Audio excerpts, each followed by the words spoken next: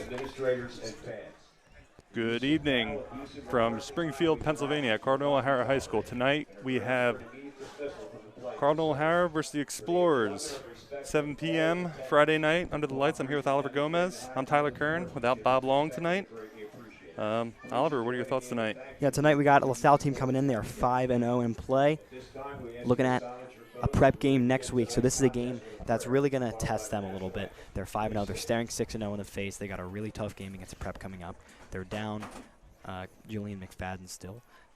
Chris Filippo's coming back. So definitely a big storyline for LaSalle. We're going to give it 1 second for the prayer and the national anthem. Dear Lord, thank you for blessing these student athletes with their many gifts and talents and protect them from injury in tonight's contest. May they compete to their potential with strength and courage and help them to inspire others with their God-given talents. We pray that you will positively impact our school, community, church, families, and all those who gather here tonight. We ask this through Christ our Lord. Amen. In the name of the Father, and of the Son, and of the Holy Spirit. Amen. And now we ask you to please remain standing as the duet of Cardinal O'Hara Juniors Piper and Avery sing our national anthem.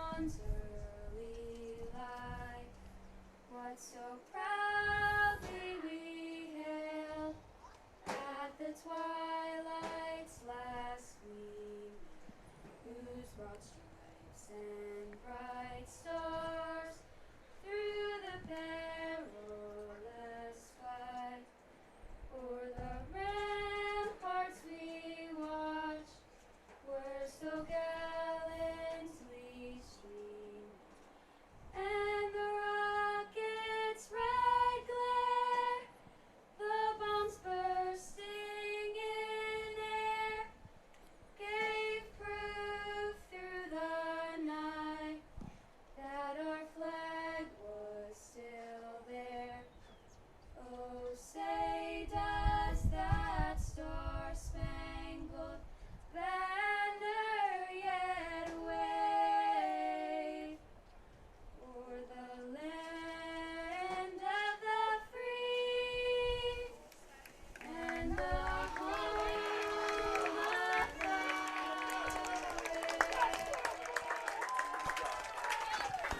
Beautiful rendition of the national anthem.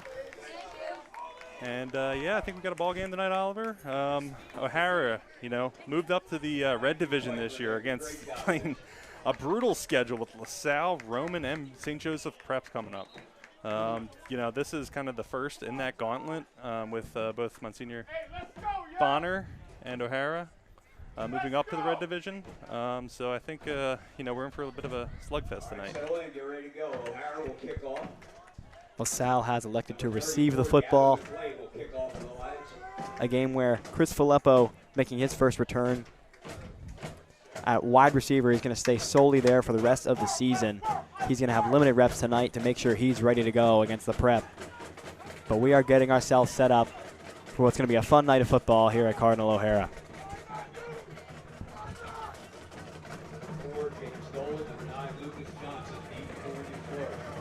Lucas Johnson and James Dolan deep for the Explorers. The whistle is blown, and we are underway in Cardinal O'Hara. It's Johnson back to receive. Up to the 20. He's got a seam. He's dropped down shy of the 25, and we're going to see our LaSalle offense led by Gavin Sidwar for the first time tonight.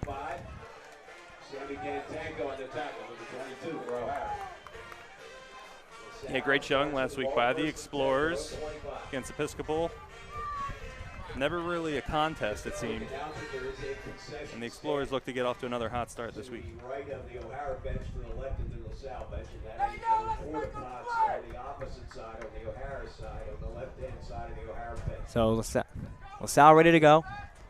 Sidwar in shotgun. Ortiz off to his left. Takes the snap. Looks right. Fires towards O'Brien. He's got it. Out of bounds at about the 31. Yeah, and the bread and butter of this team has been for the last few weeks getting it out to O'Brien. They get these quick snaps, get O'Brien open, and yeah, just a great showing overall. And I'm interested to see how the O'Hara defense looks when LaSalle's going to try to draw them off sides, because we know they're going to. I think it was 4 or 5 offsides on Episcopal last week. LaSalle picking up easy yardage as they're set up in the shotgun once again. Fires, that's checked down to J.P. Oates. Brought down for a gain of about 2, and it's 3rd down and short for the Explorers. And here we see, another quick route. Sidwar holds onto the ball for, less than 2 seconds there and just gets it out for a 3rd and short. And where J.P. Oates is going to be really dangerous is over the middle of the field. He can block well, but a lot of his big chunk yardage is going to be over the middle. He's going to take a couple of streak routes through the middle. That play has been successful for them. And then he's also able to pick up a couple yards, save hands over the middle of the field for the Explorers. They got him. There it is. We just mentioned it. And LaSalle will pick up a 1st down. It's going to be an offsides. How many times did they get Episcopal last week? It was 5. Yeah, it was a ton. 5 or 6 times.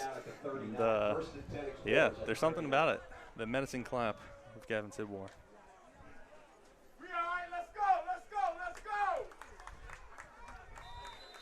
So the chains will move. Ortiz to the right of Sidwar takes the snap. We will see Ortiz for the first time going to the outside. A flag down in the backfield, but he's going to slice through for a 1st down. We'll see if this flag brings it back. Yeah, that flag might be the reason Ortiz could be a hold. Yeah, got that big gain he was able to. And that's what it's going to be.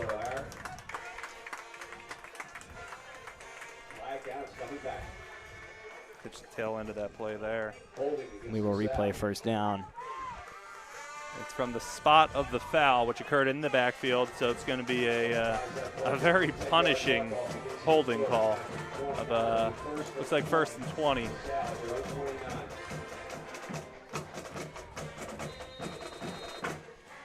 Sidwar talking to Coach Gordon, getting the play call. He'll join the huddle.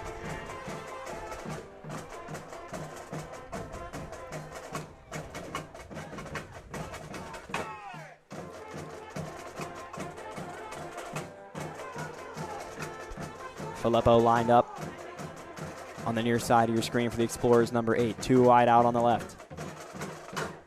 They'll go back to the air. It's Dolan onto the outside. He's got space to work. He slices through. He's still on his feet, and he steps out of bounds at about the 47-yard line into Cardinal O'Hara territory. As you see here, Dolan, again, they love these quick out routes. Dolan gets 20 yards, gets the 1st down on 1st and 20. Ooh, they're going to call him out of bounds way short. It's going to be a 2nd and 5. Quick right to Oates. Good block. They're looking for a flag. They're not going to get it. He gets back to about the line of scrimmage, maybe a yard or 2. But now it's going to be a 3rd and short. I don't think the O'Hara faithful like that block towards the Explorers end zone there. Looking for a block in the back. Not going to get it. Tick below 10 minutes in the 1st quarter. Ortiz in the backfield. O'Brien, one-on-one coverage on the near side. Takes the snap. Fires over the middle. It's caught. Dolan again. He'll have his 1st down this time. Out to the 49. Yeah, obviously the Explorers leaning pretty heavily on the pass game early on here. Great protection there for Gavin Sidwar on 2nd and 4. They marked Dolan down exactly at midfield. And another down, another set of downs for the Explorers.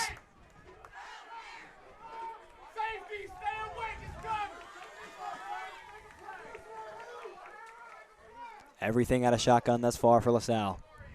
Filippo in motion. They go to him on the end around. And he's chopped down for a gain of about 1. We'll see where they mark him with forward progress. They put him at the line of scrimmage. You can see there Sidwar faking the pass, but there's just nothing there. Does a little hurdle, but little to no gain there. LaSalle in good field position on their first possession, though. LaSalle into the pistol. Ortiz again in the backfield. the snap. Sidwar looking to throw, escaping the pocket, fires across his body. Incomplete, nearly intercepted.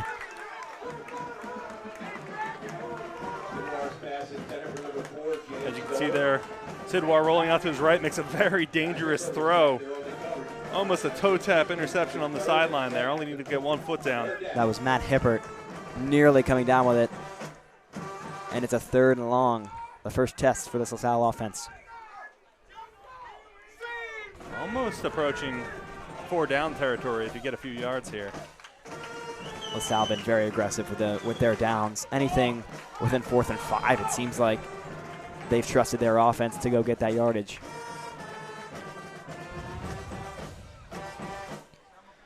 Sidwar looks right, has Filippo. He's going to step up. There he goes. He is chopped down for a gain of about 6, a lunge. They will mark him down at the 44.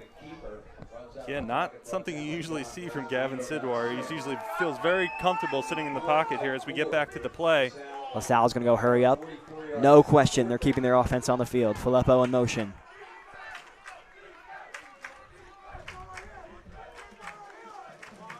Try to get a jump, they won't get it.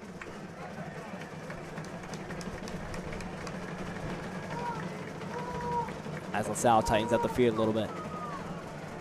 Sidwar barks out the call. Back in the shotgun, Ortiz to his right.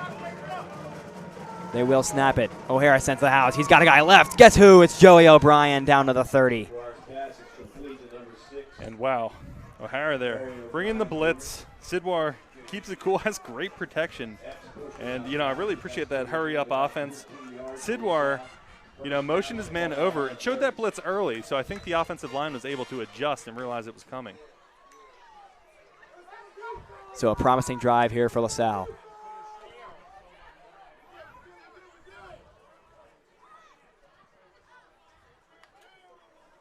They go back to the ground. Ortiz shut down at the line, fell forward for a gain of a couple. But a relatively good job limiting the run game from Cardinal O'Hara thus far. Ortiz just met at the line. Yeah, Explorers obviously having a very successful pass game, but, you know, have had a good thing going with Ortiz. We've seen Ortiz a lot. We've seen Simmons take some extended reps in the backfield. He's been fantastic. And we will see Sidwar under center. Fakes. Fires right. He's got a guy stepping back, still on the move. He's down at the 22. That's Brian Christie. He'll play a fullback role. That might be his first reception of the season. Yeah, it's not something I've personally seen. I wasn't with you guys for Malvern down the shore or obviously down in Baltimore, but maybe something they're trying to introduce with the prep coming up next week. Let's see what works. Christie will line up again. He's in motion. He'll line up on the end of the line. Sidwar barks out the call. They're in the pistol.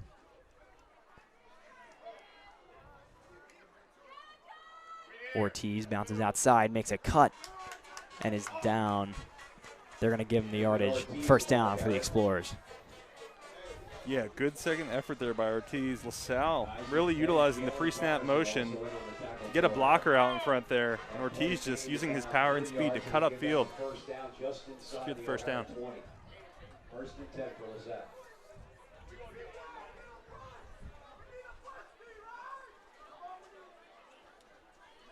First and 10 from about the 19. LaSalle, their first red zone trip of the game. Snaps a little wide. Recovers. The ball was intended for O'Brien. There was a little bit of a push. Yeah, as you O'Brien not in the area, but see here at the top of your screen, just contact beyond the 5 yards from the line of scrimmage. Disrupted O'Brien's route. He was looking for a flag there. That's Khalil Epps in coverage. He's a really good two-way player.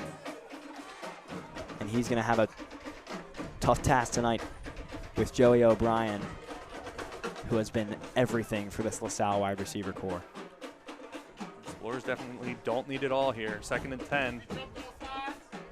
5 minutes and 6 seconds to go in the first quarter. Ortiz to Sidwar's left. They're going to fake it to him. Sidwar looking right. He's going to dump it off for Ortiz. He's got space to work. Cuts toward the outside. He loses the football. O'Hara thinks they have it. No call yet from the ref. And they're going to say LaSalle brought it back. Got it on the replay here. Ball popped out. Tons of red jerseys around it. I couldn't tell who dove in from LaSalle, but they're saying they recovered with it. That is seems improbable. How about that? That would have been massive early in this game, but LaSalle gets a break. They get back on the football. This O'Hara defense is showing some fight here, deep in their own territory. They're limiting the big play, and LaSalle has had a lot of success on that, making LaSalle work for every yard. He'll look towards O'Brien. Incomplete. Great coverage on the outside. O'Brien looking to go on a post. Yeah, Sidwar, again, nice pocket, steps up. Looks like he hit, oh no, it was just deflected. Great defense there by O'Hara. The cornerback did a great job getting his hand up, just popping that ball up so O'Brien couldn't grab it. It's 4th down. They will not go to Aiden Houtfield. Will they try to draw him off sides? 4th down, less than 5. Simmons in the backfield. There's a flag. Wow, they're backing up the O'Hara sideline. Oh my goodness. Usually you get a warning there. They're going to move him forward for that? Yeah, that's the first down. 4th down and 3 on the 12. No, it was just a warning. It was a warning. Wow, that would have been Yeah, I've never seen a flag thrown for a warning. Yeah, I know that. Usually you do not see that. Sidwar looking to throw. He's got time. Fires towards Oates. He's got him. Touchdown. What a throw. What a catch. It's J.P. Oates, his 3rd of the season. And that's what makes this team so good. Great route by Oates. Gets open. Perfect ball from Gavin Sidwar. And it's 6 for the Explorers. I don't know how he came down with that. That was incredible from John Patrick Oates, who's having himself a career year. Another one of those position changes which have been so important, and he has been fantastic at tight end. And the extra point is blocked. And by the way, that's Chris Heck taking the extra point. Yeah, we haven't seen that. Hatfield being the main guy. I couldn't really see what happened there on that replay. It looked like it got blocked from the center of the line there. And you got to imagine if the Explorers find the end zone again, they're looking for 2 to make up for that block. But great job by O'Hara there. That was a crazy defensive stand. It took an incredible pass from John Patrick Oates. That drive takes 8 minutes off the first quarter clock. Yeah, quite a quick first quarter thus far. Chris Heck will kick off for LaSalle. And it is Chris Heck. Logan Maloney, number 1 for Leo Epps. Maybe Hatfield unavailable tonight. We haven't heard anything. We're on a skeleton crew tonight without Bob Long. We don't have our sideline, reporter either, filling us in on the injuries. So we're learning this along with you. So Heck will send it away. Fielded at the 20. It's dropped. It's Epps, and he's wrapped up at the 20. And not so great field position for O'Hara. Epps running up there would have caught the ball at the 22. Instead drops it and has to go back and loses some yard. Instead, the Explorers with some okay field position. Sorry, O'Hara only getting to the 21, it looks like. So our first look at the junior quarterback, John Weld. He is 300 yards off the school passing record. He looks to throw, fires, it is caught. That's Fode Wilkes, and they'll give him enough.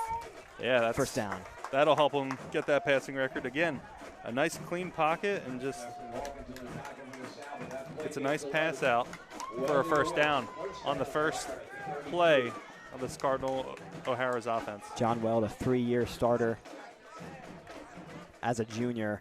Plenty of experience, plenty of talent. We'll see if he has it tonight.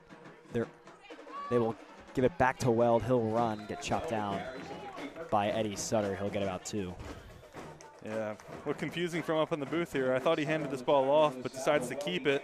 Makes a nice run for a short gain there. Snuffed out by the Explorers defense. The Salle defense has been so good. You've got to find ways to be creative. You got to find ways to catch them off guard. Maybe that's an attempt with a quarterback keeper.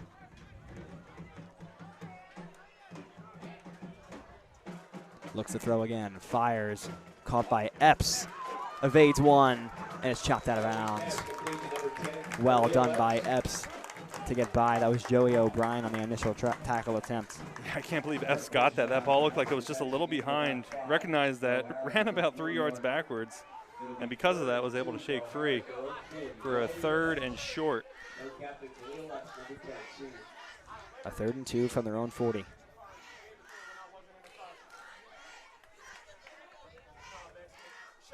We haven't seen Shadiq Kamara yet.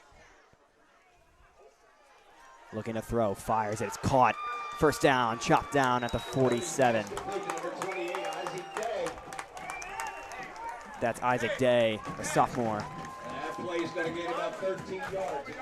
As you can see here again, a nice pocket. Both quarterbacks not facing much pressure yet on their first respective offensive drives. And they cross midfield. So a promising first drive for the Lions. They get set quickly. 3 off to the right of Weld.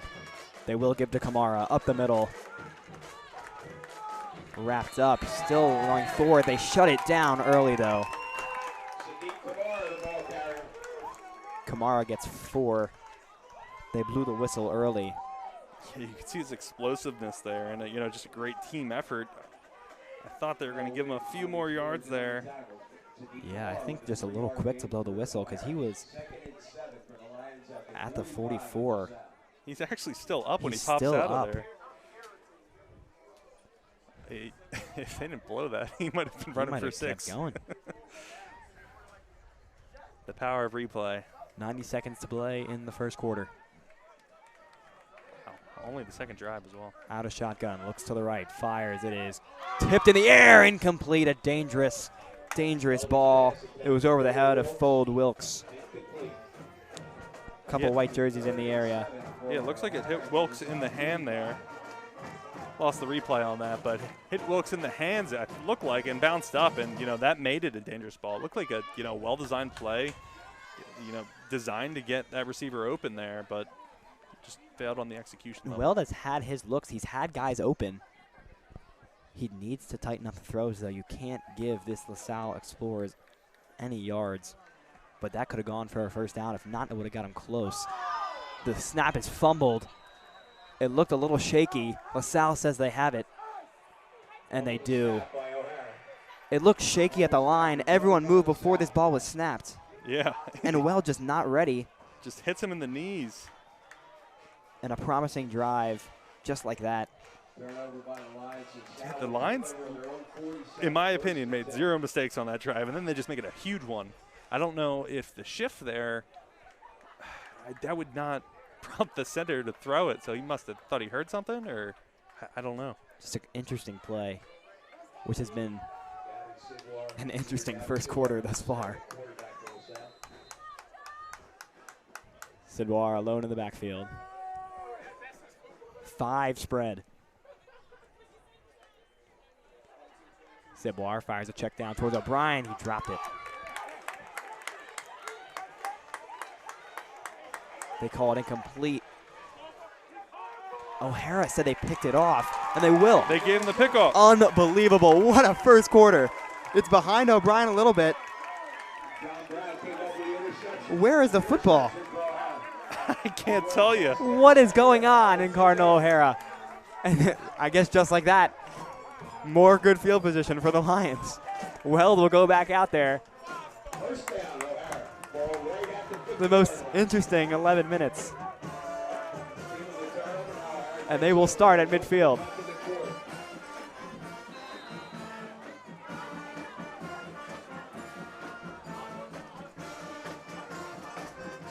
To the line quick, and almost again. Weld off to the right, he's got some space. And almost another errant snap. Weld wasn't ready again. And they've got to clean this up. They get one as Weld improvises. A little bit of a chaotic first quarter.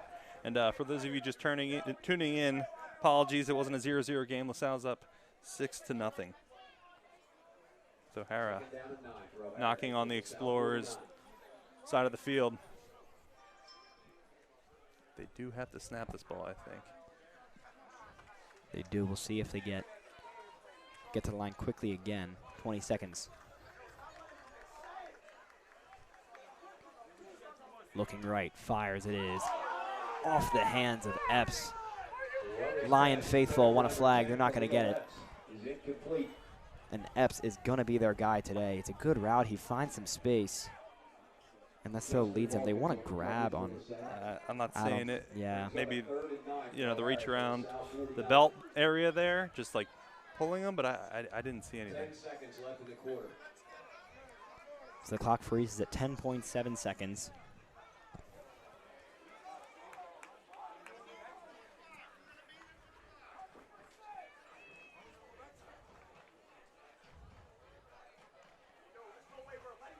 Weld has the signs in shotgun. Looking to throw again. Looks towards number 16. That's for Wilkes. Overthrew him by a mile. And it's 4th down and 9 with 6.2 to go. And that will be the end. I'm going to call it the first drive. Not the first quarter yet, but yes, the first. I'm going to call that the first drive because of how crazy that was. And I can't tell if it was due to the defensive line pressure there or if it was just a miscommunication of the route tree there, but.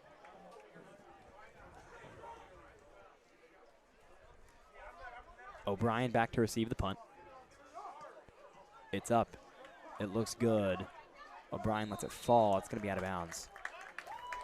They're going to mark it at the 21. And they kicked that right where I couldn't get it on the camera, but. Maybe trying to keep the ball out of the hands of Joey O'Brien, who we haven't seen a lot out of the special teams in his returns. A lot of fair catches, a lot of limited gains. But one of these games, we're going to see him turn loose. Yep. Yeah, just, Explorers have had a pretty strong year on all facets of the ball. I think their special teams is underrated, especially with what we've seen from Hatfield. Interesting not having him out there tonight, kicking his extra points. Heck, obviously an accomplished kicker in his own right. Did have his extra point blocked. And that will bring us to the end of the first quarter. Salle will start off their drive at their own 21. And from that first quarter, a lot of positives to look at if you're the Lions. You're holding LaSalle to what was a very chunk drive, keeping it slow, making them chew a lot of clock. You had a promising drive, but then a couple of mistakes are going to cost you. But definitely a solid start from the Lions. We'll see Simmons in the backfield.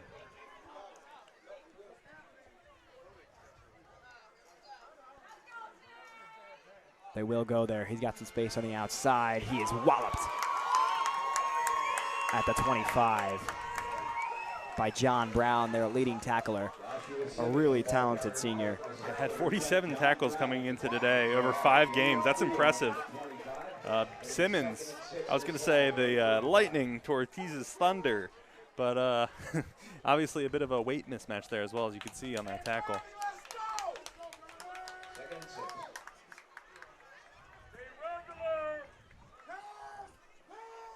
Simmons out, Ortiz back in. They try to get a jump.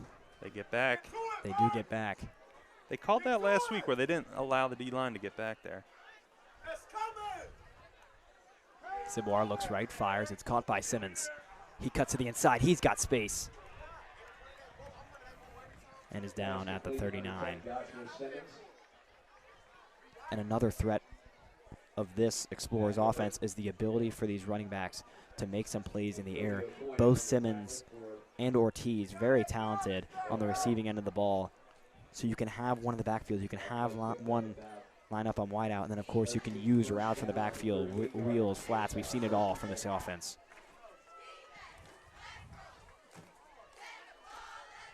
They go back to the ground with Simmons wrapped up at the 41. Simmons carries for Salle. Going in on the tackle. That play gained about 4. Explorers doing a good job of marching down the field. Obviously, Simmons being heavily featured here. I think they'll continue to lean on him. 10 minutes and change remaining in the second quarter. Ciboire receives the snap, looks right, looks deep for O'Brien. It's picked off! Another interception! And they're down at the 40. And we haven't seen a lot of miscues from this LaSalle offense, but we see a couple early. They're forcing it to Joey O'Brien. Underthrown just a little bit, and that's all it takes for it to go the other way. 4 good field position. How talented Lil Evans is, and he just sniffs out that route, cuts off Joey O'Brien, makes sure he's there, right? Overturned as well. He's coming to be impressed.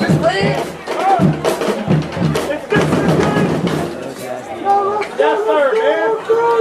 Let's go home.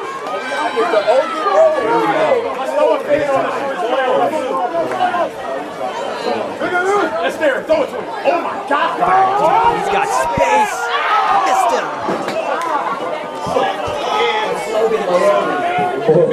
Had it in the end zone, but Weld just overthrew him. Yeah, I mean, they looked like he was off to the races there. He had him. Obviously, a very difficult throw to make, but. So LaSalle gets a little bit of a break.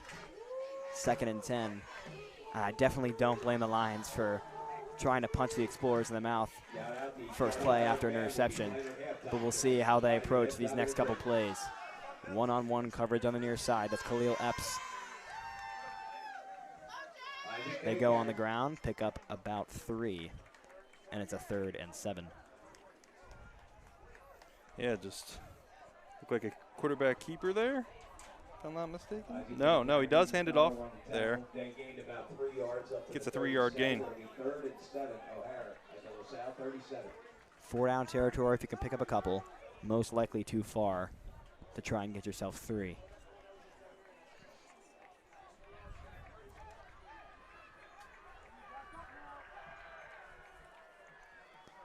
Fires right, check down to Epps.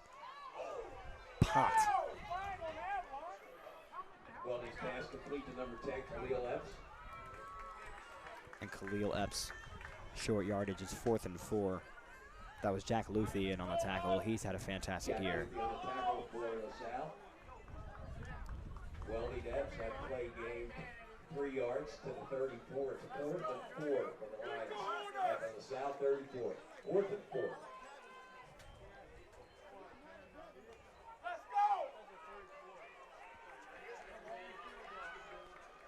O'Hara on the near hash. Weld looks in, takes the snap. Fake on the ground. Steps up, got time, got a man in the end zone. It's Epps. Incomplete, another one. Oh my goodness. They've had the opportunities. They've had the space. It's just Weld not being able to locate. And that is very uncharacteristic for him. And you can see it on the replay. The window just came into view there. Man.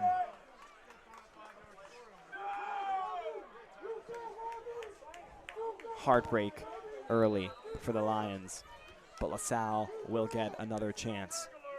That's an interesting 4th down play, just Yeah, sending it for the end zone. It was a 4th and 4.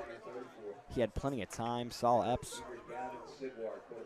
a great effort on the dive.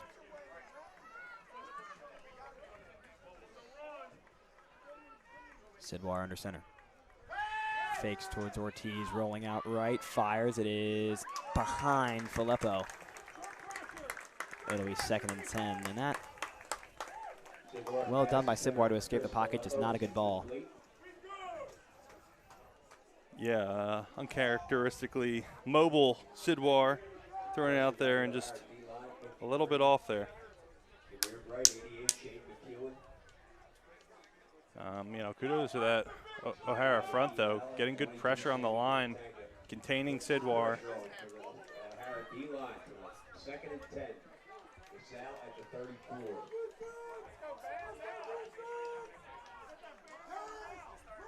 Christie to the right of Sidwar. They'll delay and give it to Ortiz, who's wrapped up. That's Dangtonka on the tackle. He picks up 5. Excuse me, 4. Another 3rd and medium for these Explorers. Filippo and O'Brien check in. Dolan and Christie check out. Down to 7 minutes and 40 seconds in this 2nd quarter. And a big play for this Lions defense. Sidwar has the snap, looks towards O'Brien. He'll fire there on the comeback. He got him down. It's a 1st down. Glad the ref could see it there, but because I sure as heck couldn't. But, you know, good job by O'Brien getting his foot down. Sidwar having a nice clean pocket for what seems like the first time on this drive. If you watch his eyes on that play, he's only looking left. It's only Joey O'Brien there. That's how much faith he has in his guy. Can on you the blame him? comeback route. It's how they pick up their yards, little comebacks for Joey. They fake, throw it, dump it right towards Filippo. He has his first catch. He's down for 5. Yeah, I think the Explorers are doing a pretty good job of, you know, spreading out the run and the pass. Kind of keeps O'Hara honest on both. You don't really know what's coming. Sidwar takes the snap. They will go to Ortiz. He slices through. He's got a 1st down to the 43. Yeah, and like I said, heavily leaning on the pass game these last few downs, but then just handing it off to Ortiz, getting the 5 yards he needed there as the Explorers are quick to the line. Hurry up offense. O'Brien one-on-one coverage to the left. Back to the ground. Ortiz spinning and is wrapped up for about 3. Yeah, it seems like they're going in spurts here. You know, a few pass plays, few run plays.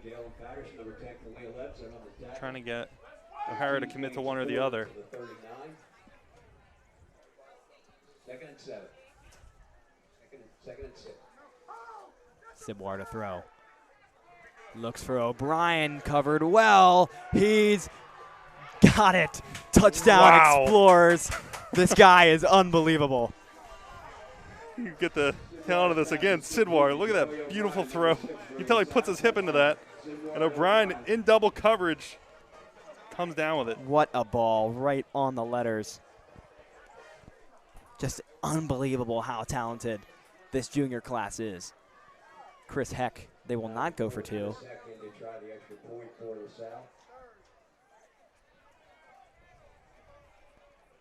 Good snap, good hold. The kick is up, and it is good. 13-0, 6:05 to play in a game that who knows what the score could have been. Turnovers, missed wide receivers, but it's LaSalle on top with 6 minutes to play. It's been doesn't feel like a 13-0 game. It really doesn't. The Lions have been in this the whole time. Just 2 big chunk plays, one to J.P. Oates for the touchdown and one to who else but Joey O'Brien. And O'Hara has had the opportunities to put some pressure on this LaSalle defense. Chris Heck, number 94, will kick off for LaSalle. Chris Heck to kick it away. Epps, number 10, Logan Maloney, number 1. Deep Epps to the line. and Maloney deep at about the 10 to receive.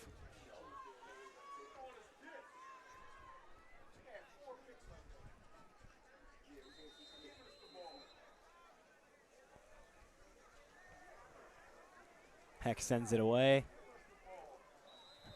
O'Hara will watch it roll into the end zone for a touchback. And we will see this O'Hara offense again. Can they put a score on the board? Still plenty of time left in the second quarter. 6 minutes and 5 seconds. Apologies for not having the time on today. We'll do our best to keep you informed.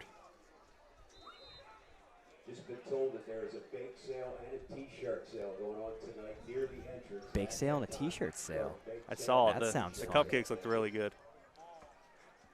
Weld looks to throw, escapes the pocket. He's got space, fires across his body. It is caught by Logan Maloney. This is a great pass on the run, rolling to your left. As a right-handed quarterback is difficult. But finds the seam in the zone and takes a big hit, but secures the first down and more.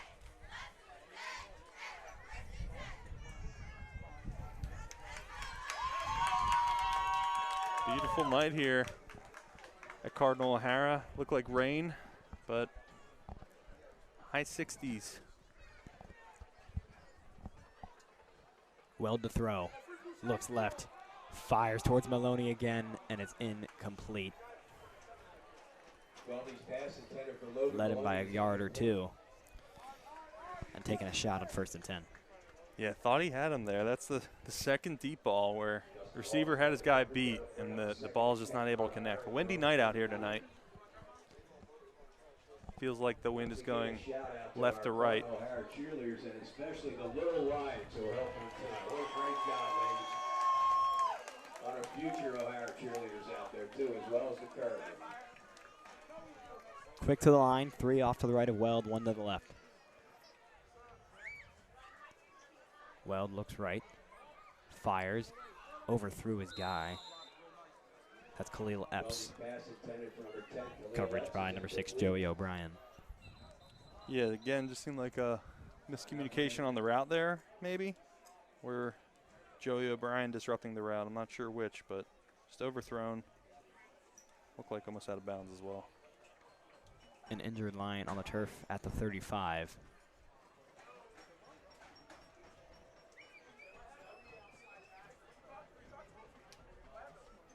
So a break with 5 minutes and 6 seconds to go. This moment brought to you by E&M Insurance.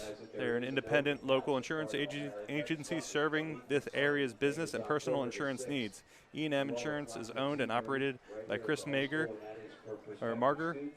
class of 89, and father of Brendan, 2018, and Ryan, of class of 2020. E&M is located in North Wales, Pennsylvania. E&M Insurance has been servicing the Delaware Valley insurance needs since 1988. They are built on the principles of providing superior customer service and quality insurance solutions for our customers. As an independent agent, E&M works with a select group of highly rated insurance companies that have proven their performance over the years. That's Jaden King Gant, who's on his own power, headed towards the sideline. As we resume, 5 minutes and 6 seconds to go in a game that O'Hara has had all the opportunities to bring it back.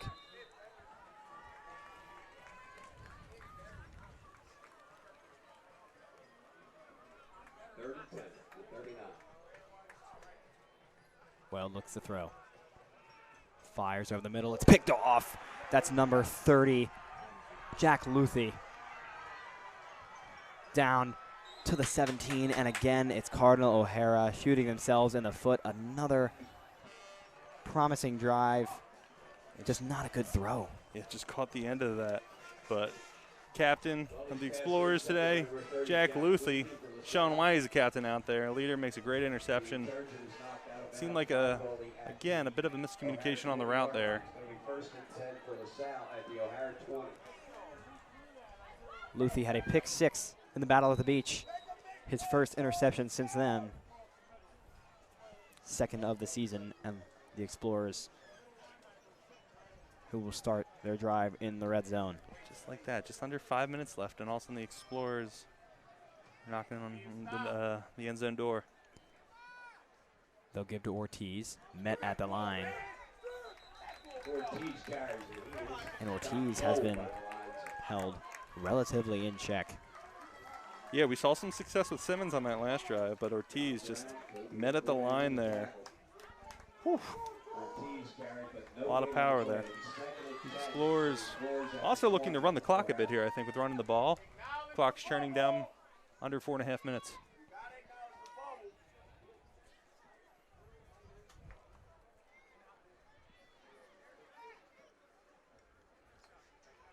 Ciboire looks to his left, steps up, takes off, cuts to the inside. He's got end zone in front of him. He trips, and he's down at the 7.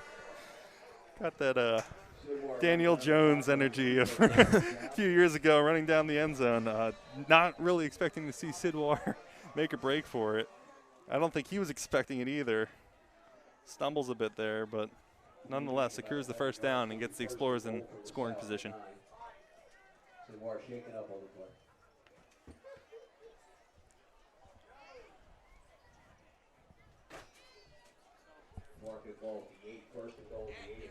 Ball at the 8 as a timeout is called. Yeah, Ciboire looks like he might be coming out. He's hobbling a little bit. And when you see something that's non-contact, that's really dangerous. He seems to be, doesn't look to be limping. Yeah, I think he just took a bit of a hit there after he stumbled. So I think it was, hopefully contact related, but did slip a bit. So it'll be number 13, Cole Trazak, to try and punch the Explorers into the end zone.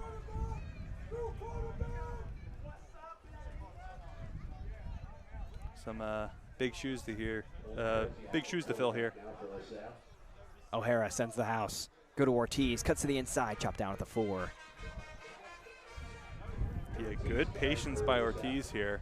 As you said, O'Hara brought the house, and there was just a bit of a gap there. Looked like the B gap. Some great blocking up there and got Ortiz down to the 5-yard line. Ciboire will trot back onto the field. A good sign for the Explorers. And inside the 5. As Luthi and Dylan Clare come into the game as well, just putting some big bodies behind the line of scrimmage. It's Jamel Williams, We saw Jack this Luthi, last week in T formation. and Dylan Clare. I don't think it gets more dangerous than this. It's Luthi on the carry. Excuse me, it's Dylan Clare. And he's in. They're going to give him the yardage. Dylan Clare picks it up. Yeah, dangerous reach there by Dylan Clare, but you got some big boys blocking for you up front there. You can see he reaches over, secures the touchdown there. Looks like he got it. Good call.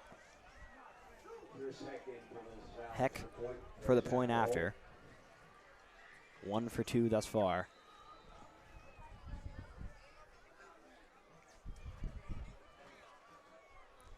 Is up and is good once again. So the Explorers up 20-0 in a game that O'Hara has had every opportunity to bring it back. But we'll see. They've got 2 minutes and 44 seconds. They've got all 3 timeouts, and they've got the ball to start the second half. So by no means is this game out of reach for the Lions. No, definitely not. They've showed a lot of good stuff tonight. I think they showed why they've been upgraded to the red division. They have quite a bit of competition coming up these next few weeks, starting with this Explorers team. But really like what I've seen from these Lions. Just a few erroneous throws and one missnap. Yeah, and it's Weld who's cost him a little bit. Not the guy you'd expect to be someone who's making mistakes. It's Epps again. He receives at the 5.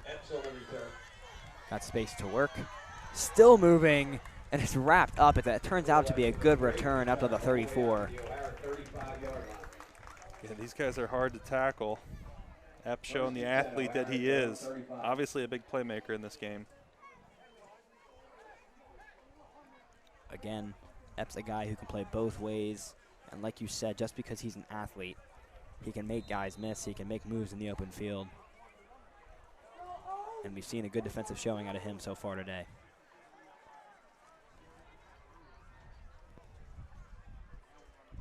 They give. Wrapped up is Maida in his first carry of the game.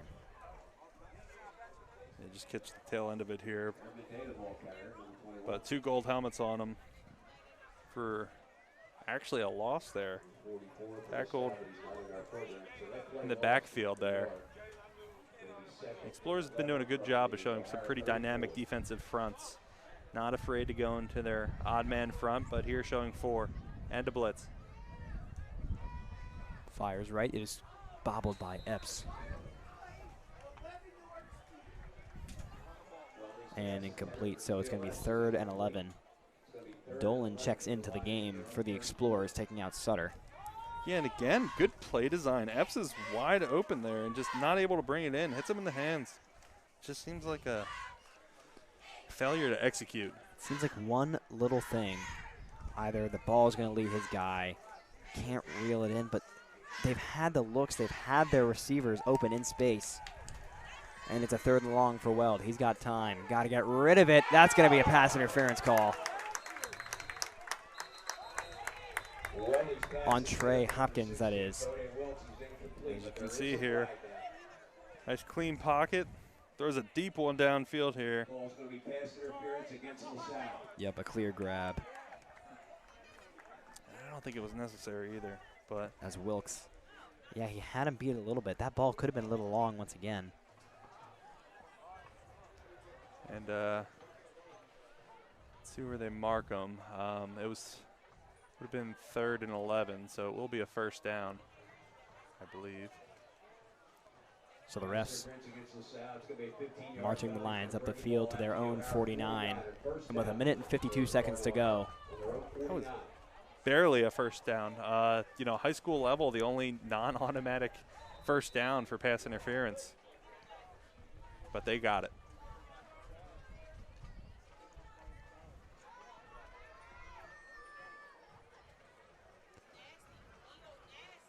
Another errant snap, and it's picked up by the Explorers.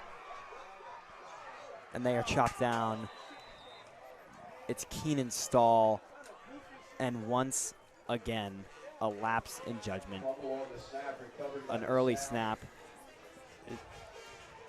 Yeah, I don't really get it. It's been like, there's a lot of talent on this team, as it's shown through the stats and how they performed these last 4 weeks, you know, winning 4 straight, but just big mistakes like that, stuff that can be cleaned up. They dropped their first game to Springfield. They won 4 straight, their latest being a rout of St. Andrews, and a team that had hopes coming into this game of pulling off the upset. And it's not the Explorers outplaying them. It's themselves not being able to execute. No, they've looked really good, They have looked actually. really, really good. And just big plays in both directions. So the 3rd drive today that will start in the red zone for the Explorers. Sidwar looking over the middle, fires, caught, touchdown, J.P. Oates, and that's all it takes. Oh, this is coming back. We've got a hold. Let's see if we can see the hold. I don't see anything Not sure blatant where there. they called it. But J.P. Oates, 2nd of the game, 4th of the season, will come back.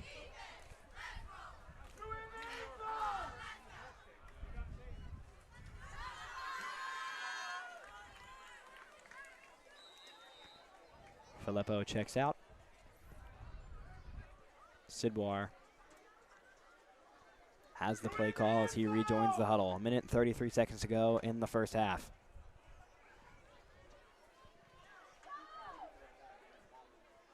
Ortiz and Simmons into the game. Simmons lined up at wide out. Ortiz to the left. of Sidwar. Try to get a jump, nothing doing. Sidwar barks out a call.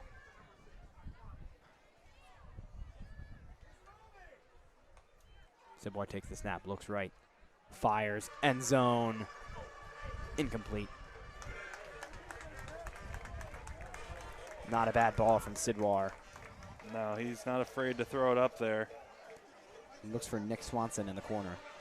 Yeah, Swanson, a guy that's really stepped into his role these last few weeks, helping with some injured players, and definitely some contact down there. That could have been called. It's Hippert on the coverage. They call it clean. Yeah, likely maybe uncatchable there. Hard to tell from this angle.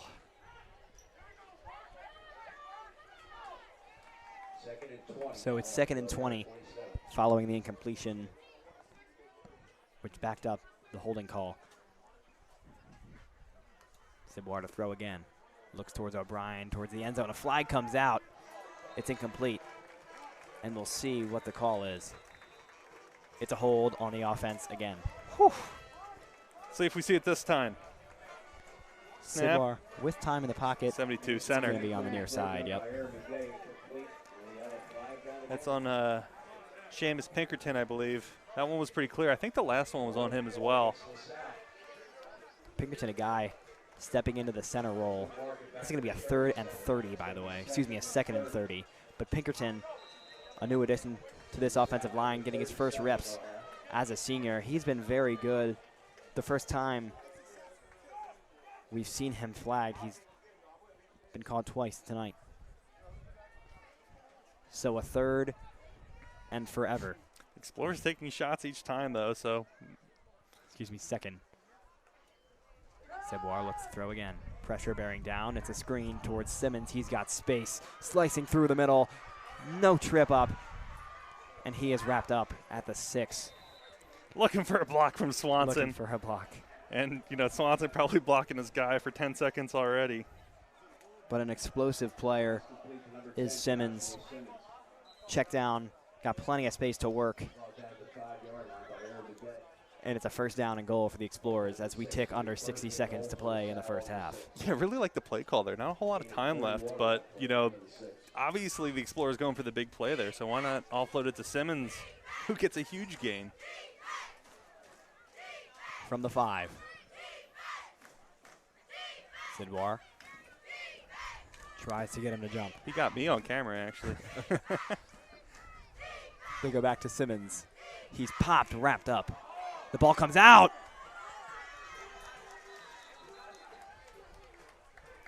And this is going to go the other way. It's a touchback. Sorry. What is going on? Sorry, folks. Had an issue with that there, but Simmons ran the ball up, reached out for the touchdown, and unfortunately fumbled the ball there. And it went out the back of the end zone.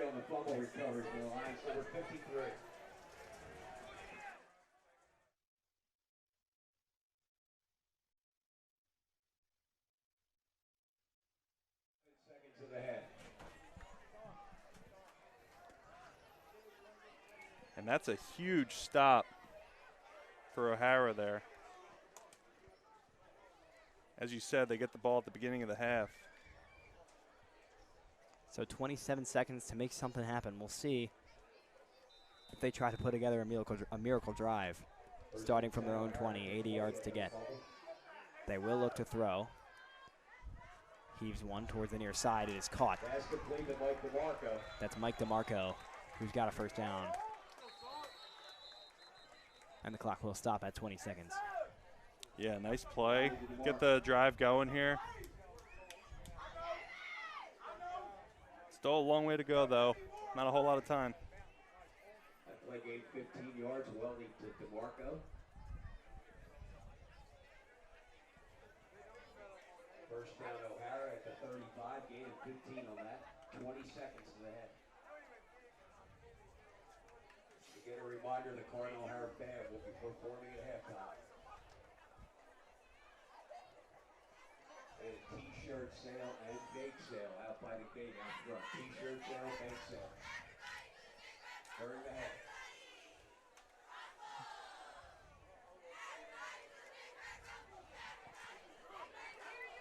interesting shift in momentum there. Is that the 4th or 5th turnover of the game? It's too hard to count. Back to back, couple picks, couple fumbles.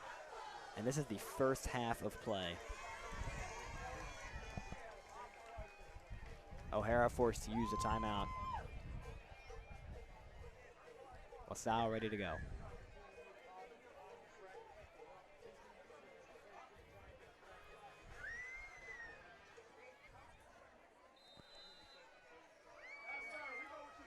Weld takes the snap. Has to evade pressure, fires over the middle. It's at the feet of Epps. A flag in the backfield. Could be roughing the passer. It came out late. Weld was on the deck and a injured Lion on the play. It is going to be roughing the passer. Yeah, that came in very late there. Pass was already out for at least a second, at least from what I could tell in the slow-mo, and there's an injured Lion on the play.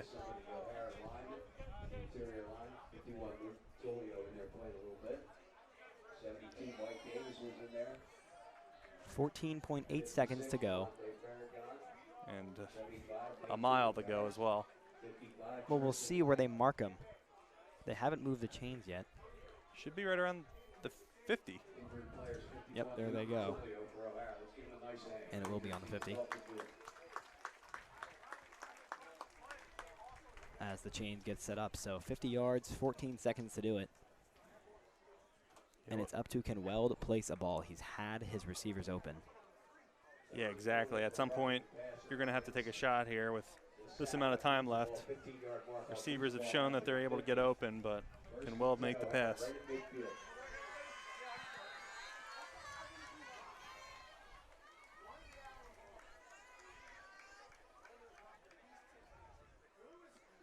Weld barking out commands to the 3 wideouts on the left. He's got a guy in the backfield looking to throw. Pressure bearing down, fires right. It is caught. Staying in bounds is Maida. And O'Hara forced to use a timeout. Not sure why Maida didn't just step out of bounds. Yeah, you can see it here. A lot of pressure in his face, and tries to cut back to the inside. Yeah, he did have an opportunity to step out. You're absolutely right there. And instead, having to burn a timeout. 7.8 seconds left in the quarter. It's second down. Do you try to get a couple yards quickly and then set up your big shot, or are you going to go for it now? I think at this point you just take 2 big shots and hope for the best, but, you know, Explorer's expecting that as well. I think worst case scenario, you turn the ball over deep in Explorer's territory with an interception, but you've got to get something before the end of the half. Yeah, absolutely. 100%. You can't come into the second half shut out.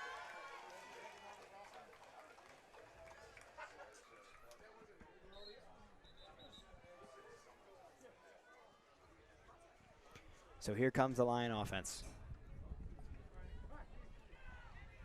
All right, 2nd and 8, back to the action at the South 48. Maida to the left of Weld, looks to throw, has to escape left.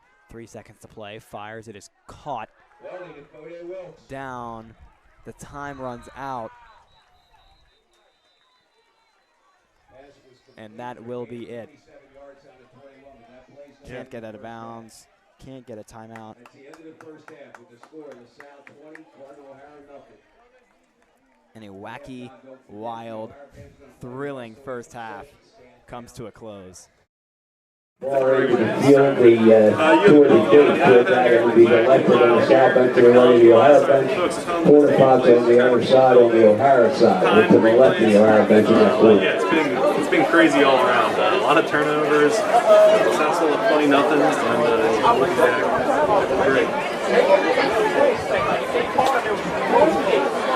Dunphy Ford is Mayfair's neighborhood Ford store. Nobody knows your neighborhood like Dunphy Ford. Nearly 40 years. Right here on Frankfurt Avenue. Generation after generation. Our neighbors continue to be our customers. We have access to the cars and trucks you want with financing you need. Dunphy Ford is Northeast Philly's first choice for America's #1 brand.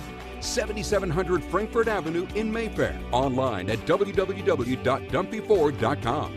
Come experience the Dunphy difference. You'll be glad you did.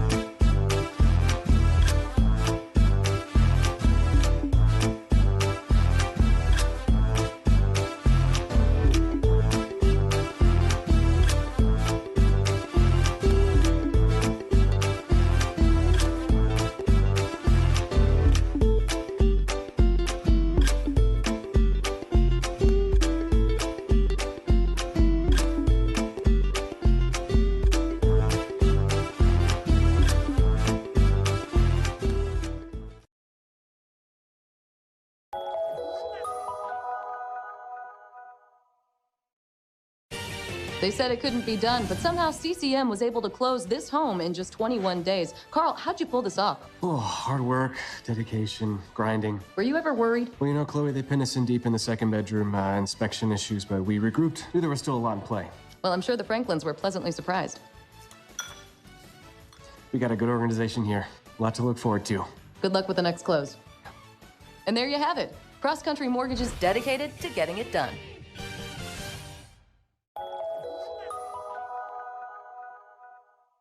So, it's time for your business to renew your lease. Or perhaps you're right-sizing or relocating. This can be an exciting time, but it's also a major project to undertake. Hundreds of decisions to make, some of which may impact your business for the next decade. You know you need an expert on your side from start to finish.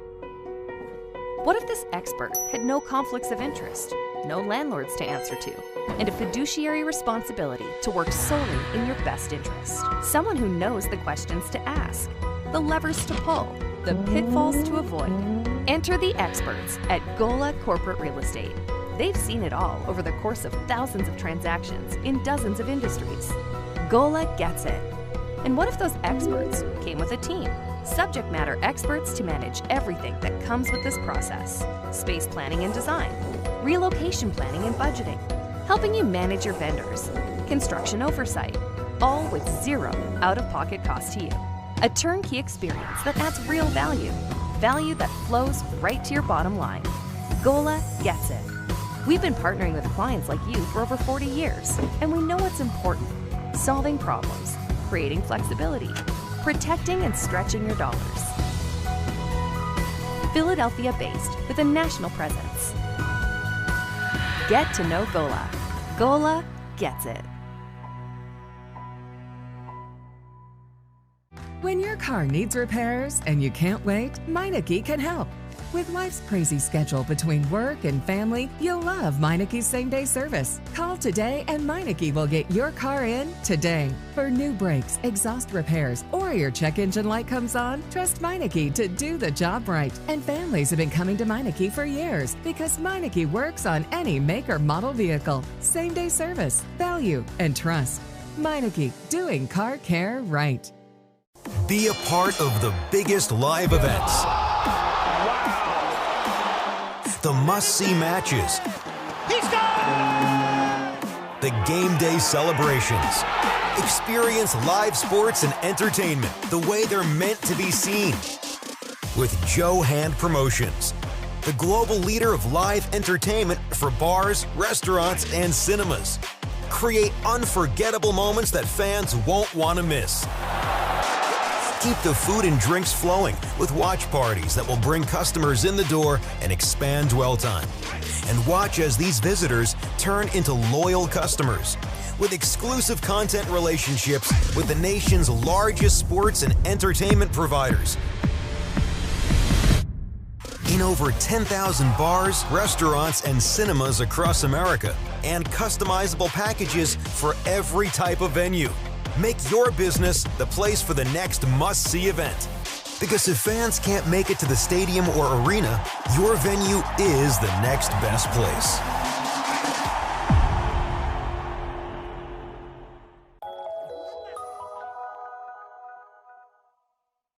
What does this win mean? Been with the family for a long time. With our team chemistry, it was bound to happen. Just close, baby! Such a big win from Cross Country Mortgage, dedicated to getting it done.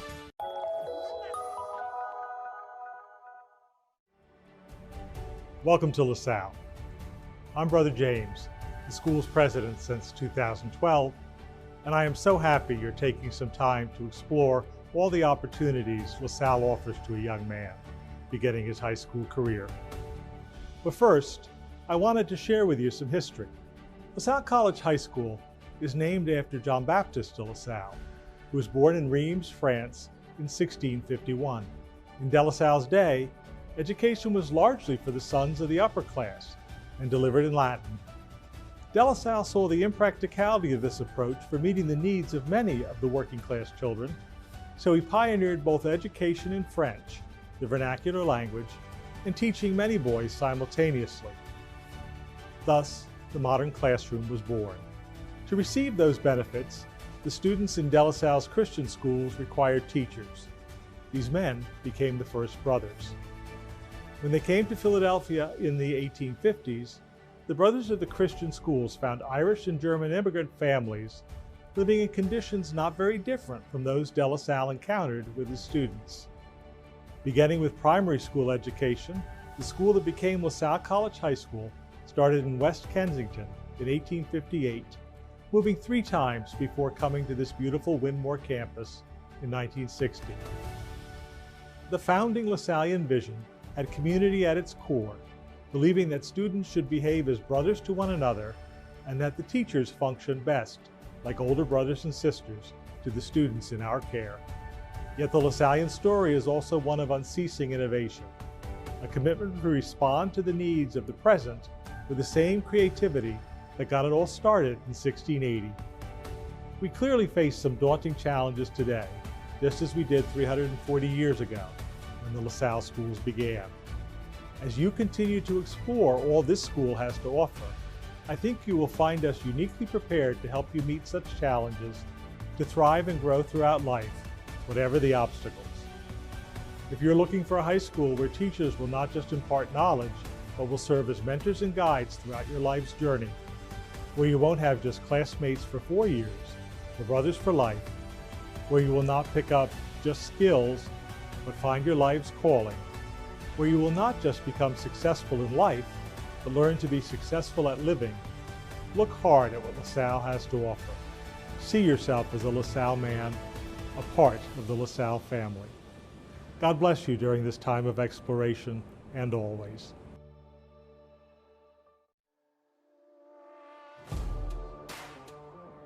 I feel like LaSalle is one of those high schools where every single sport team is a really good sports team.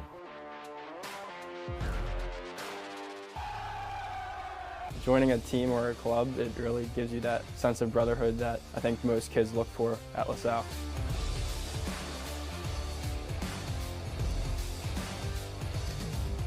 I'd say the coaches are supportive because they're constantly encouraging you and they want what's best for you as well. We have everything on campus that we could ever imagine.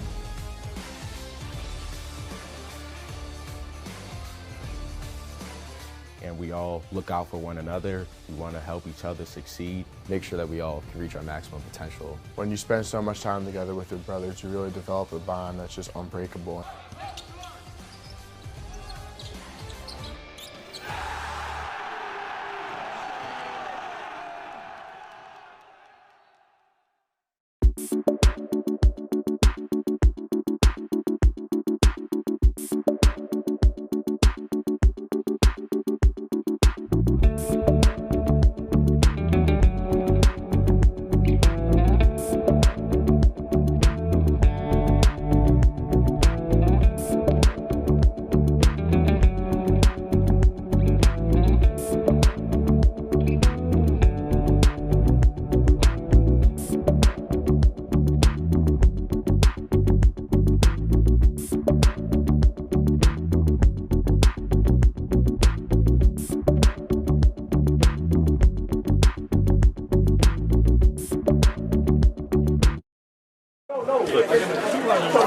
So this is actually the same thing.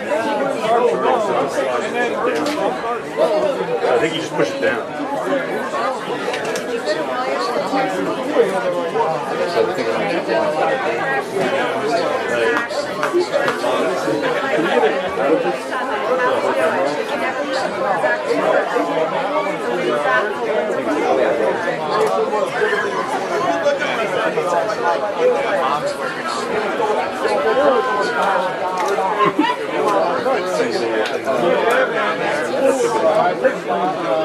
Yeah, we can get it going for the second half.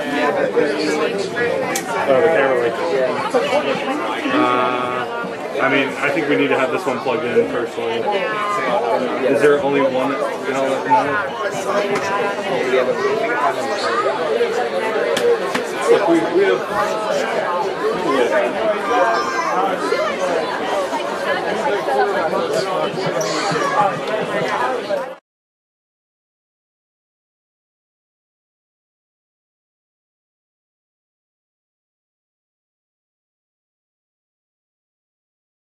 Dunphy Ford is Mayfair's neighborhood Ford store. Nobody knows your neighborhood like Dunphy Ford. Nearly 40 years. Right here on Frankfurt Avenue. Generation after generation. Our neighbors continue to be our customers. We have access to the cars and trucks you want with financing you need. Dunphy Ford is Northeast Philly's first choice for America's #1 brand. 7700 Frankfurt Avenue in Mayfair. Online at www.dunphyford.com. Come experience the Dunphy difference. You'll be glad you did.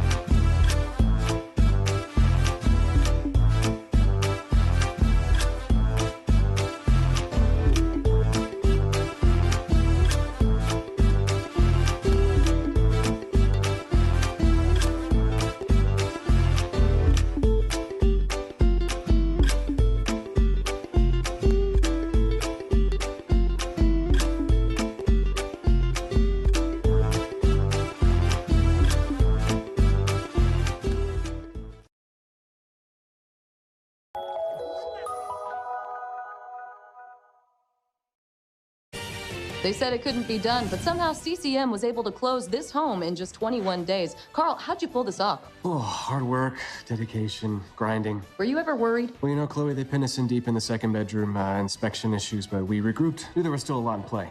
Well, I'm sure the Franklins were pleasantly surprised. We got a good organization here. A lot to look forward to. Good luck with the next close. And there you have it. Cross Country Mortgage is dedicated to getting it done.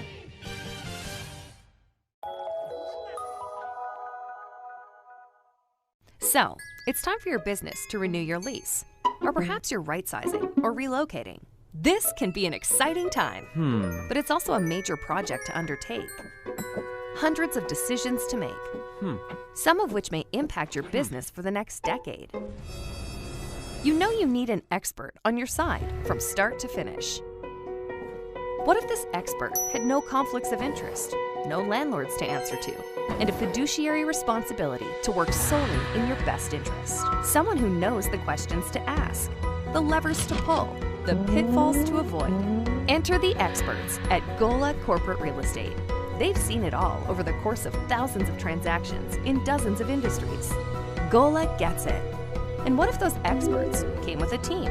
Subject matter experts to manage everything that comes with this process. Space planning and design, relocation planning and budgeting, helping you manage your vendors, construction oversight, all with zero out-of-pocket cost to you. A turnkey experience that adds real value, value that flows right to your bottom line. Gola gets it. We've been partnering with clients like you for over 40 years, and we know what's important: solving problems, creating flexibility, protecting and stretching your dollars. Philadelphia-based with a national presence. Get to know Gola. Gola gets it. When your car needs repairs and you can't wait, Meineke can help. With life's crazy schedule between work and family, you'll love Meineke's same-day service. Call today and Meineke will get your car in today. For new brakes, exhaust repairs, or your check engine light comes on, trust Meineke to do the job right. And families have been coming to Meineke for years because Meineke works on any make or model vehicle. Same-day service, value, and trust. Meineke, doing car care right. Be a part of the biggest live events. The must-see matches. He scored! The game day celebrations. Experience live sports and entertainment the way they're meant to be seen. With Joe Hand Promotions, the global leader of live entertainment for bars, restaurants, and cinemas. Create unforgettable moments that fans won't want to miss. Keep the food and drinks flowing with watch parties that will bring customers in the door and expand dwell time. And watch as these visitors turn into loyal customers with exclusive content relationships with the nation's largest sports and entertainment providers. In over 10,000 bars, restaurants, and cinemas across America, and customizable packages for every type of venue. Make your business the place for the next must-see event. Because if fans can't make it to the stadium or arena, your venue is the next best place.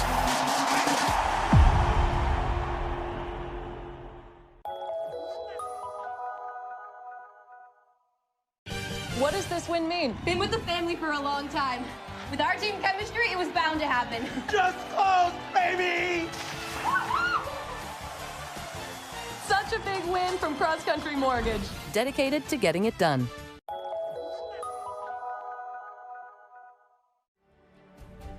Welcome to LaSalle. I'm Brother James, the school's president since 2012, and I am so happy you're taking some time to explore all the opportunities LaSalle offers to a young man beginning his high school career. But first, I wanted to share with you some history. LaSalle College High School is named after Jean-Baptiste de LaSalle, who was born in Reims, France in 1651. In de LaSalle's day, education was largely for the sons of the upper class and delivered in Latin. De LaSalle saw the impracticality of this approach for meeting the needs of many of the working class children, so he pioneered both education in French, the vernacular language, and teaching many boys simultaneously. Thus, the modern classroom was born. To receive those benefits, the students in de LaSalle's Christian schools required teachers. These men became the first brothers. When they came to Philadelphia in the 1850s, the brothers of the Christian schools found Irish and German immigrant families living in conditions not very different from those de LaSalle encountered with his students. Beginning with 94 Chris Heck will kick off for LaSalle. Our score to start the second half, LaSalle 20, the Lions nothing, in a game that could be certainly closer. But a couple mistakes from the Lions costing them big, costing them points. But they do receive the ball to start the second half. We were just talking about how close of a game this could be, but just some killer mistakes on O'Hara's side. Stuff that they, need to get cleaned up in these next couple of weeks. Heck will get us going to start the second half. Falls into the hand of Epps. Evades one and gets down about the 22. Shakes off George Higgins, the senior. Yeah, Epps just an explosive player. Just look at the replay. He broke this tackle. He wanted more. We've been talking about him all night. Had a great interception early on, covering Joey O'Brien, which is no small feat.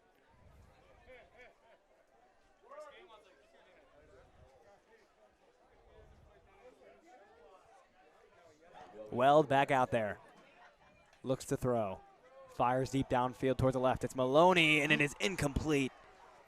Fantastic coverage by Justin Hawkins. I thought Hawkins just one-handed intercepted this. This was great coverage. Hawkins turns around, and I thought just look at this.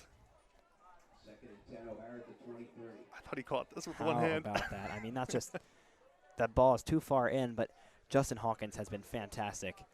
Not the biggest guy, but he has been covering his position so well. Almost came down with a pick six on the first play of the game in Episcopal, but it bounced off his hands. His first look at an interception there, and he's going to get one in these coming weeks. Weld looks right, fires towards the sideline. It is caught by Fode Wilkes.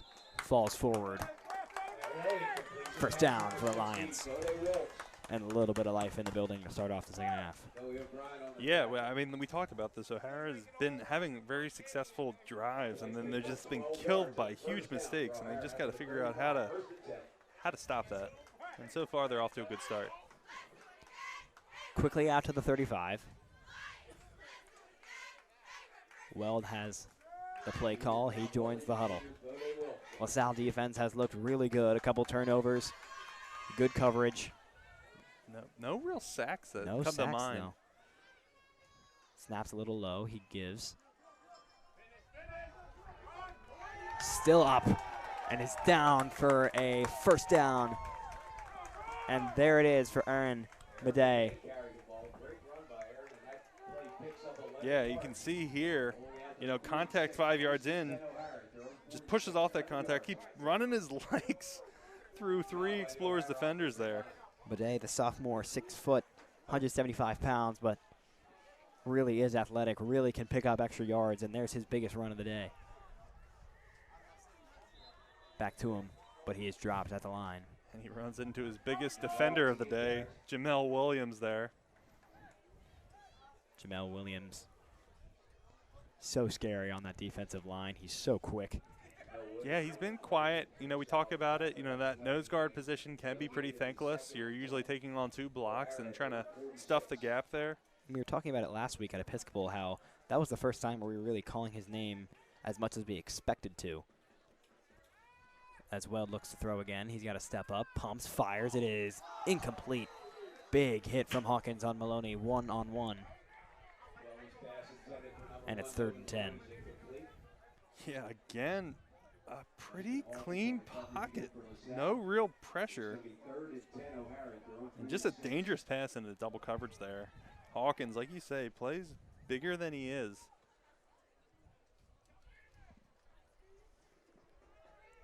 A big 3rd and 10 from their own 46.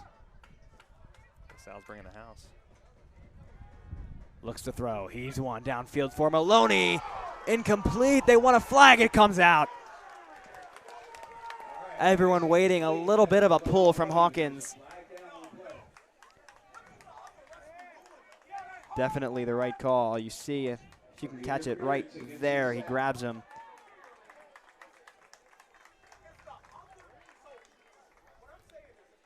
And that flag came out really late. Yeah, we have the benefit of being the Cardinal O'Hara side here. They wanted that flag well before it came out. Still got it.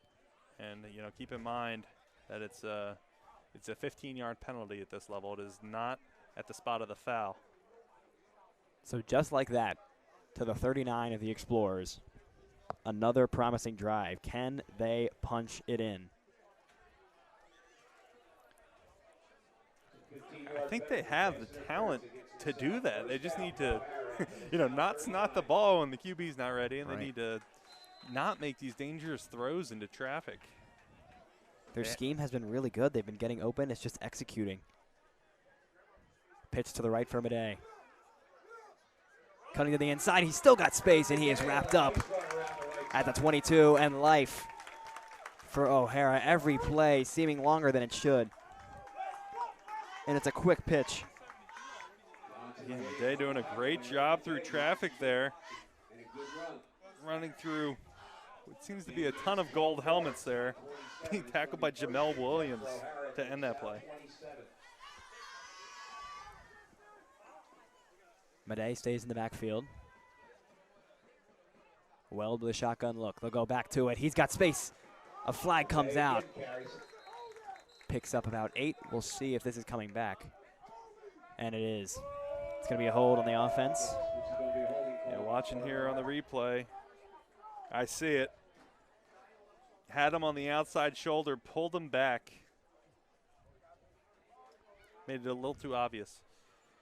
Yeah, when you this LaSalle, you got to let go there. He was already, you know, the running back was already passed. This LaSalle run defense, which has been so good, but if you see a gap like that, especially through the middle, definitely makes sense that there's going to be something fishy going on the O-line. So it's going to be a 2nd and 20 from the 37. One-on-one cover to the top of your screen. Hawkins and Maloney. Been entertaining to start off the second half. Looking right. Now he looks there. Maloney on a comeback. He left it short. And an incomplete pass will make it 2nd and 20. Yeah, first pass we've really seen Wells underthrow for the night. Most of his miscues have been long. Looked like he put a lot into that one too, but just fell short. Had at least a few yards there to make it 2nd and manageable rather than 2nd and 20. So a big play to set up the rest of this drive. To throw again is Weld. Finally under pressure and finally goes down.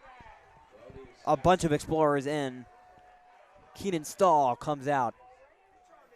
Yeah, we talked about this all night. There really hasn't been much pressure, and finally the pocket collapses. It's Stahl in there.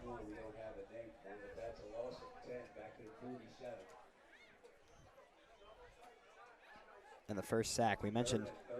And the longest 3rd down of the night. Right. I think I heard a 3rd and 30. It looks like 3rd and 31 maybe. LaSalle had one with their 2 holding calls, so a couple long 3rd downs. I don't think it was quite this long. Yeah, though. it's pretty close. But you're absolutely right there, Oliver. So from the logo, they're looking to get to the 28. Dumps it off left. It's a screen pass. Bidet escapes one, is wrapped up at the 41. Pretty funny. Sorry to cut you off there, but like, we just talked about how LaSalle had a long 3rd and 30. They ran the same exact play. They ran that's right. They had Simmons open over the middle of the field. Definitely a lot more traffic this time around, so it wasn't nearly as large of a gain, but.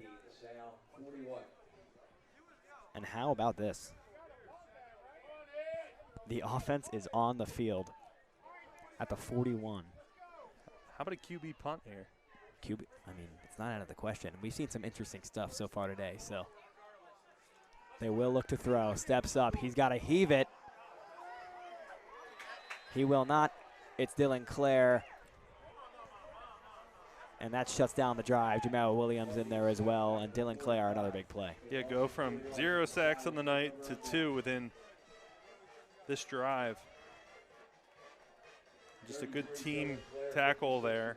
Really got to get that ball out there quick, but you're asking a lot of your quarterback for what was that, 4th and 20? I think at this point, obviously you got to get points on the board. You're running out of time, but the game's not out of play.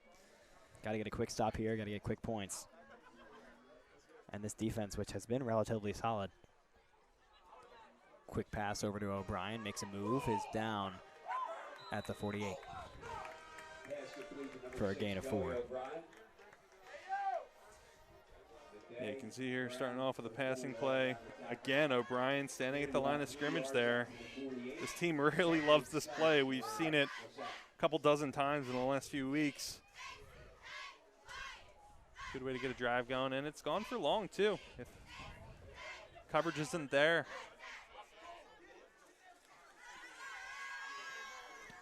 Ortiz to the left of O'Brien, or excuse me, Sidwar in shotgun. O'Brien on the near side. Looks right, fires right. It is caught. That is Jimmy Dolan,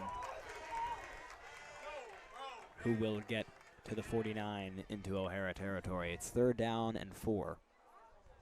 A flag is out. Yeah, I couldn't really see what happened there.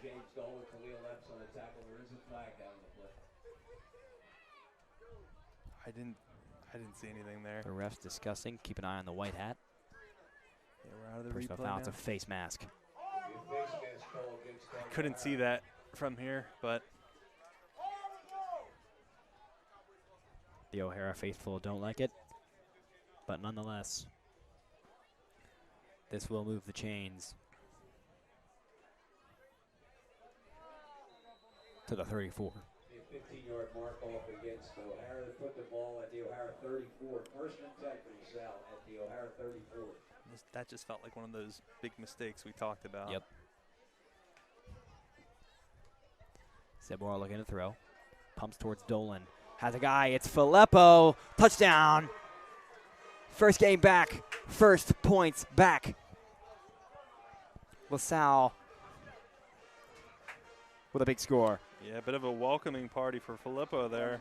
Waved his hand in the air. He was open by 10-plus yards there. 34-yard pass, Sidwar to Filippo for the touchdown. Sidwar, you know, that one was a little behind. Didn't really need to be there that quickly, though, when you're that open. Yeah, we see Filippo in the slot normally, so to have him that far on the outside as Heck drills the extra point. is definitely rare. Kick is good. But, and a guy who's missed a couple weeks, seeing what you can do with him. Just an athletic player, an all-around great player. Amazing on the defensive side of the ball, but don't believe we're going to see him there for the rest of this season. And what felt like a somehow close 20-0 game definitely no longer feels close.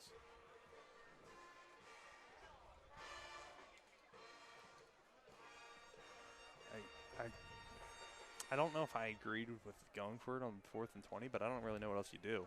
You punt it and I guess you try to pin him in, yeah. Yeah, hope you see if you can get a third stops. turnover on the day. Yeah. Or a 4th turnover, I guess, with the fumble into the back of the end zone for the touchback. On Simmons that we missed on camera in the first half. I don't know who did that. Heck sends it away into the back of the end zone. Epps lets it fly. And the Lions will start from their own 20. And the thing is, the Lions started out strong, too, on that. Coming out, it seemed like they had like some pep, maybe a really good locker room speech or something to get them going. And just kind of fizzled out with that holding call. Yeah, just, costly penalties, costly turnovers is kind of the story of the night for the Lions. They've had shots at the end zone. They have Maloney open. They've had Epps open a couple of times. Weld takes the snap. Back to Madej. Wrapped up for a gain of 2. Picks up about 2 yards on the play. Gain of 2. It'll be 2nd and 8. O'Hara at their own 22.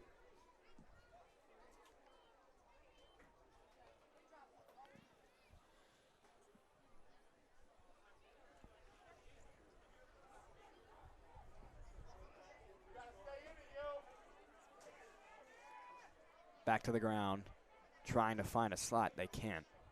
And at the line of scrimmage, we'll make it a 3rd and 8.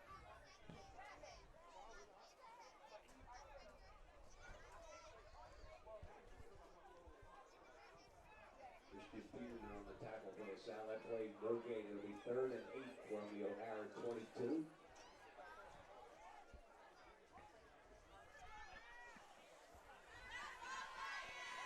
Two in the backfield with Weld. He'll look to throw this time over the middle towards Epps. He let him. And it's 4th down and 8. Just seemed like he had a little too much pep to Epps there. It felt like that throw could have been felt forced. You can look how much he puts into this when he was open.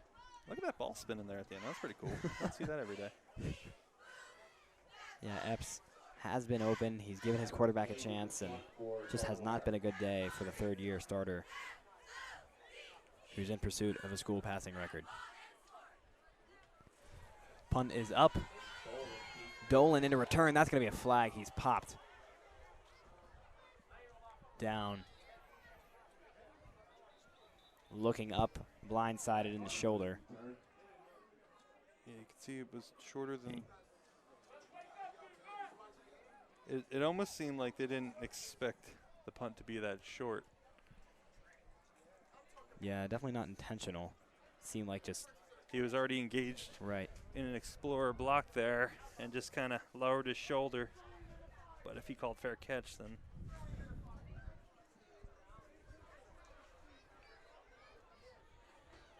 Hopefully he's okay. Yeah, Dolan up and moving on the sideline. Always good to see. And the Explorers again, favorable field position here. Starting off, if this penalty stands in the Lions territory. Yep. It will stand. We'll move the Explorers up.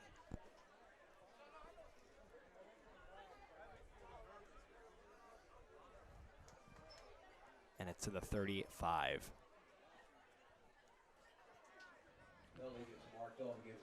I wouldn't be surprised to see Sidwar take a shot here. Looks like Simmons is back out there as well. It's Swanson and Hopkins on the near side. They'll go back to Simmons. Has some space cutting in. He's through. Touchdown, Explorers. Just like that. That's all it takes. 33-0. I mean, look at this gap. Oh, my goodness. We talked about this last week. Simmons had like a huge run. He wasn't touched for 8 yards. I don't think he was touched at all there. And, you know, kudos to Simmons, but kudos to that blocking scheme as well.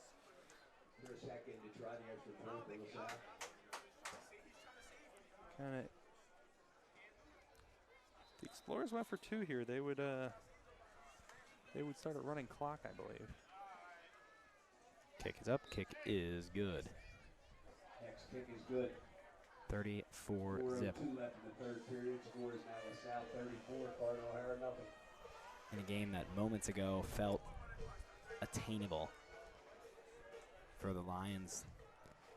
It takes 8 minutes in the third quarter to suck the energy out of the building. Yeah, you know, with O'Hara starting the ball, that's pretty impressive of LaSalle to be able to get 2 scores within 8 minutes. But when you look at their offensive drives, it was a couple plays which set up the Filippo touchdown, and then 1 play running touchdown. It's been a matter of these big gash plays, whether they're penalties or turnovers or touchdowns. It's just certainly a matter of discipline.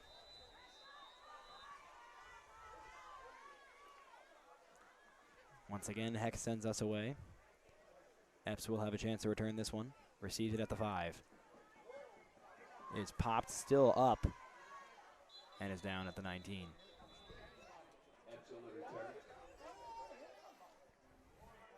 Yeah, I thought Epps had something here, but it looked like he kind of ran into an Explorer that was just good coverage on the kickoff there.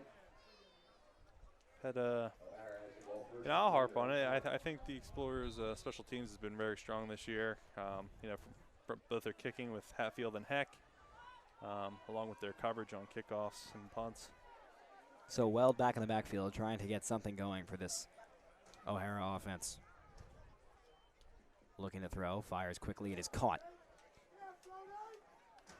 by Fode Wilkes, who's had himself a day. And that pass has been there like all day. Like they do these quick slants that just really work out. Right. They play these off coverages. And we've seen Epps a lot on that slant, and he's missed him. Yeah. This time, it's Wilkes who's making the cut. And Lucas Johnson is like about 9 yards off the line of scrimmage there in coverage. Right. So in those quick slants, it leads for a wide open pass, and it's been there. It's just execution's been difficult. They run the ball and wrapped up.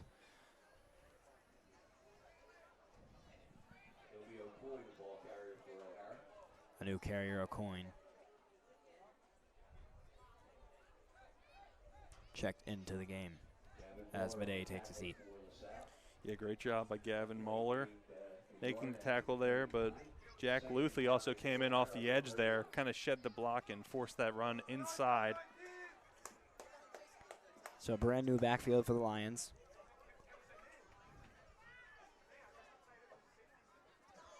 Harris in at quarterback, fires, got his guy, popped by Sutter. That's DeMarco on the catch. The only reason I noticed there's a new quarterback is those bright white sleeves really jumped out. You know, and comes in the game, throws a nice pass. The receiver immediately gets popped. O'Hara, no rush. Snap the ball. 2 minutes to play in the third quarter. We are not at a running clock situation. And it's 35. LaSalle threatens to send the house, and they will. It's a jet sweep towards Epps, who is popped. Loses a yard. 4th down. And this is just a heads-up play. Christian Peterman off the blitz. It's hard to get contained on those jet sweeps. They're usually happening so quickly, but he forces that back inside. And just look at all those gold helmets in on that tackle. This LaSalle run defense so good this year. blocking the gaps, nowhere for anybody to go. And it's O'Brien who's back deep.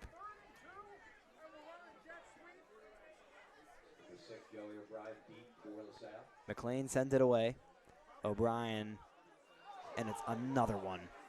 They got O'Brien again. Sutter's running it out. He is hit at the 35, still going down at the 39, but the second time in as many punts is an Explorer back to receive. Hit before the ball gets there. Yeah, you only see the tail end of that on the replay, but O'Brien called the fair catch. Got hit. I don't know how Sutter managed to get that ball. There was kind of chaotic down there, but I wonder.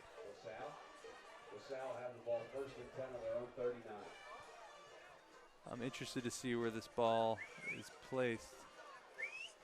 Sutter's return ended at the 39. That's where the ref has the ball at the moment. I would assume it's a spot foul and not added on to the addition of where Sutter was. So either get it where Sutter returned it to.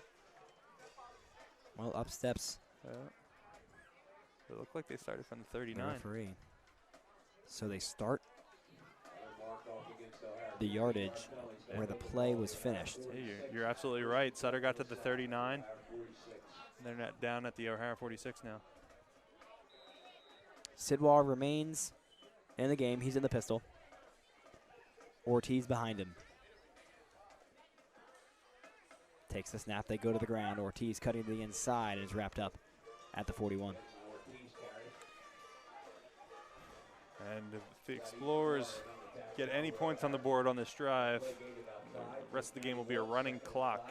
Once you get 35 points, the clock will run regardless of incomplete pass, running out of bounds. LaSalle has to snap it one more time in the third quarter. 2nd and 6. Sidwell trying to get him to jump. Double clap there. Oates lined up in the slot. Back to the ground. Ortiz to the outside, trying to find a gap. He gets to the end, a flag down. Wouldn't be shocked to see a hold here as Ortiz trying to get to the outside. Yeah, let's see what we can see on the replay here. I'd expect to see something on the left-hand side. You can see the jersey grab right there on the defensive end. I think that's what the ref saw, and I think that's the right call.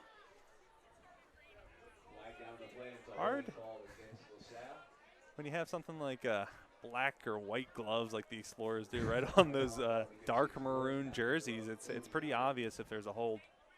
I've heard stories of players trying to match their gloves to the opposing team's jersey color to get any advantage they can get. Yeah, it's almost impossible on any play to not hold in some regard. It's just a matter of how bad and if it's called. So the clock runs out on the third quarter. The Explorers up 34-0.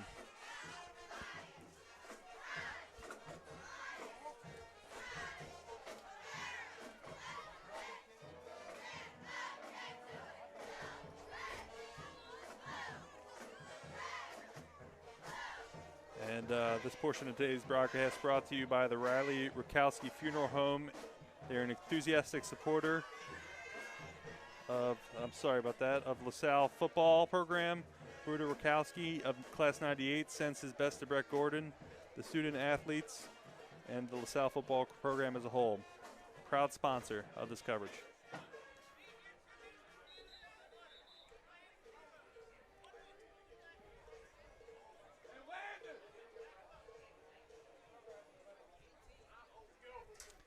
Just like that, we're into the fourth quarter here.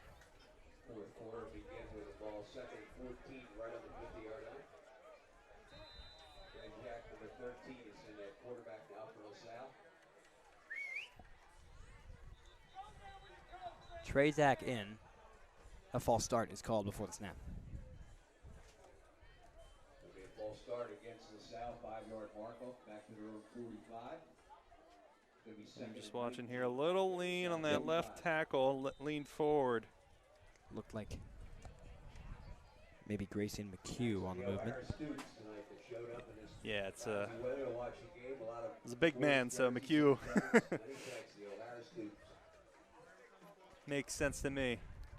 So Trezak to take the snaps, he delays and gives to Ortiz, who's got some space in the open field.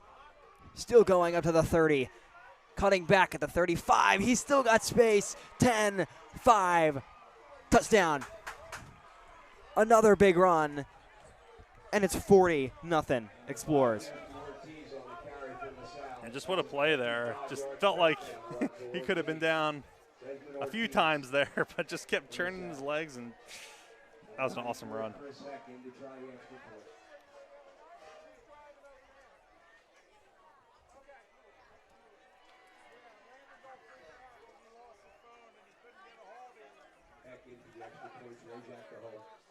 After that first block, Heck has been perfect.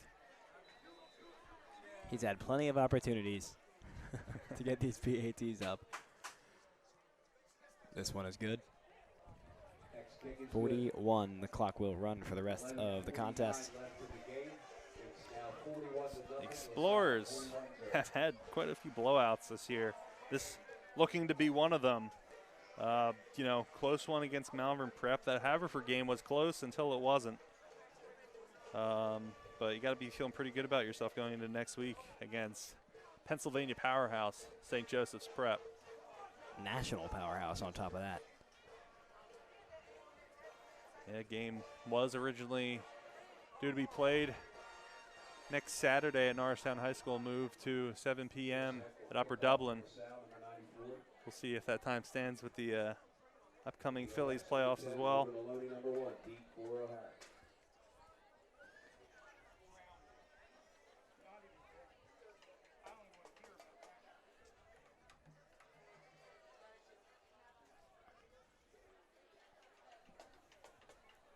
Heck sets himself.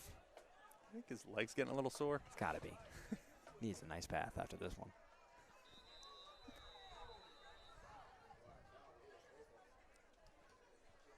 Sends it away towards Epps. He receives at the 14. His return gets him out to the 25, wrapped up and brought down, falling forward at the 32. A little bit of extracurriculars there at the end of the play. Nothing comes of it. Whistle's blown.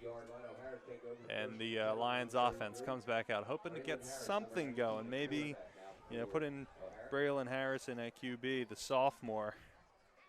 165 pounds.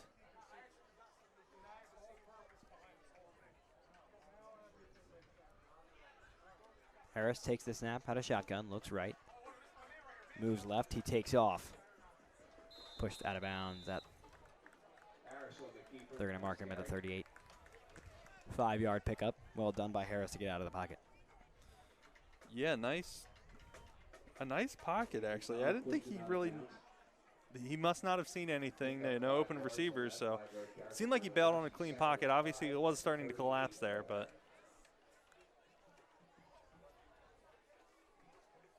Final score tonight from a couple of our future opponents. Monsignor Bonner, 38. With this running clock.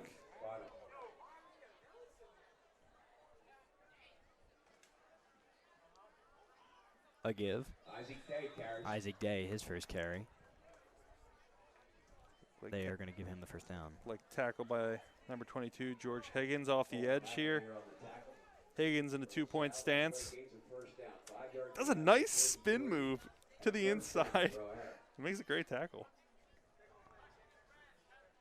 Not usually something you see on those types of blocks. So 1st and 10 from the 43, a fake and a draw. Harris wrapped up at the 45. Ticking under 10 minutes here. Looked like a design keeper for Harris. Had a blocker out front.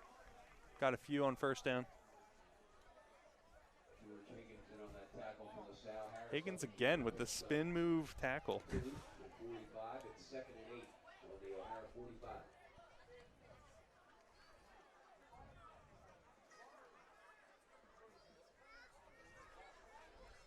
Harris ready to go. Looks to throw. Looks over the middle. It is incomplete.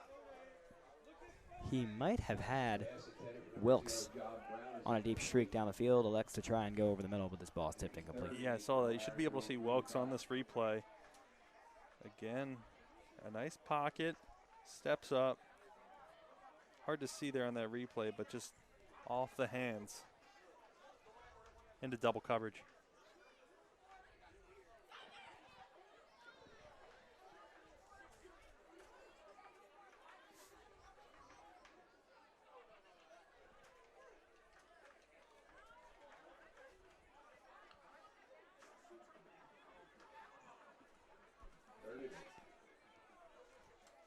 Harris out of shotgun, looks right. He's got time, steps up, fires across his body behind Epps, and incomplete. And another fourth down. Brings up 4th and 8 for the Lions.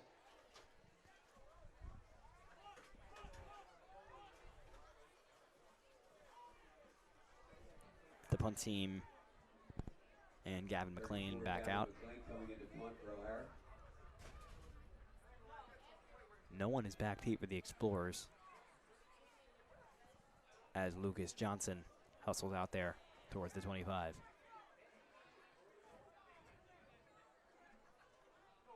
Bearing down, he gets the kick up. Johnson, fair catch. Makes it at the 28. He really waved his hands there to try to make sure that he didn't get hit. Yeah. There's been a couple penalties back to back. Dolan's gotten popped. O'Brien's gotten popped. Did not want any part of that.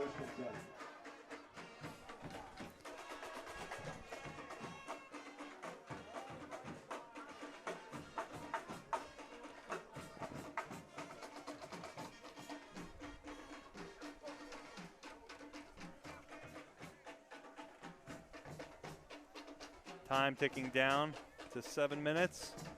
Ball Trey Jack is at quarterback for Salle, number 13.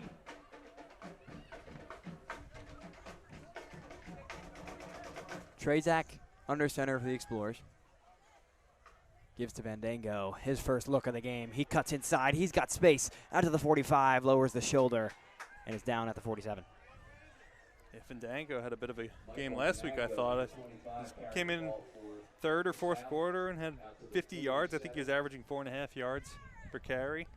Right, and with these lopsided score lines recently, he's been given a lot of opportunities. Fandango, the sophomore. And after Desmond Ortiz, it'll be him and Simmons to don the backfield. They go back to him. He's wrapped up behind the line. A flag comes out on the back end. Yeah, and not it's really. going to be a hold on the offense. Yeah, looked like a interesting play here. Just, yeah, not really the hole there on the outside, and to add insult to injury, throw a hold on top of it. You can see the flag come in there at the end. 6-4-5, 8-9-2-2.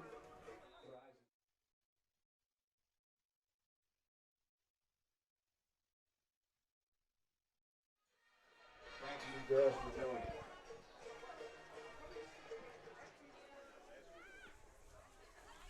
First and 20 after that holding call.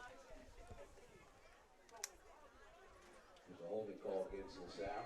Ball's back to the 37.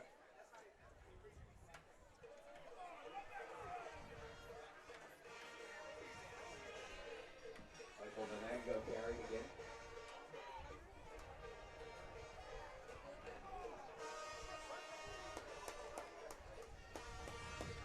Jack Berdinsky in on the tackle for O'Hara.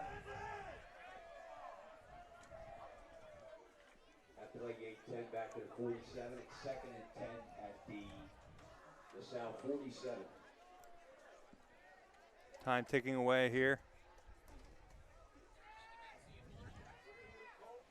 Trey Jack carries. Trezak on the keeper. He gets a first down. 4 minutes and change to go. Yeah, nice run by Trezak here. Has his blocker. Cuts up there real nice for a nice long game for first down.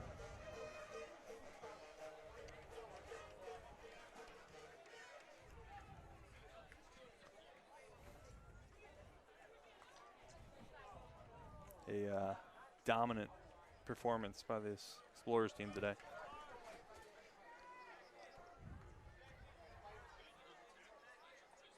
Trezak back to the ground. That's 22. That's George Higgins on the ground. Higgins carried the ball for the South, 22. You see a lot of different players, a lot of different designs when you get to this garbage time, as they call it. What'll work? What can we try next week? And time still ticking, under 4 minutes. Should be able to get a handful of plays in. Trezak lined up in the pistol. Higgins motions across. Back to Vandango. He's wrapped up at the line. And he'll actually lose a yard. And it'll be 3rd and 10. Yeah, line's doing a good job against this second string offense. I think they have some own other second string out there, as we saw, on both offense and defense, but they're doing a good job of not really allowing any gain at all. Nice tackle for loss there.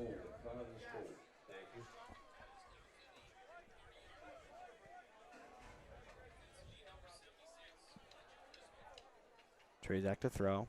It's on a draw. Steps up, got space, and is down a yard short of the line to gain. Yeah, nice long gain again for Trezak.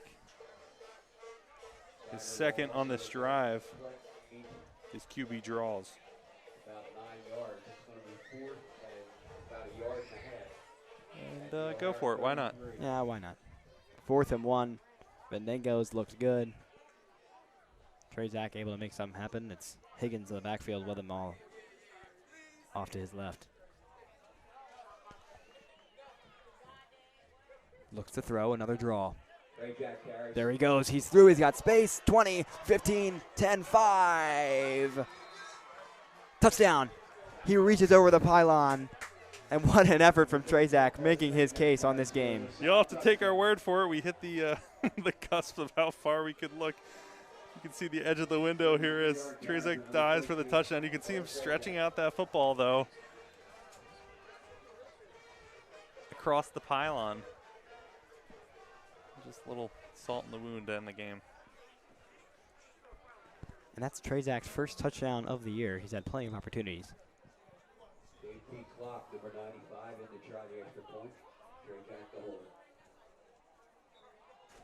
And that's a new kicker. It's Clock. First time we've seen him this year. Makes it 48.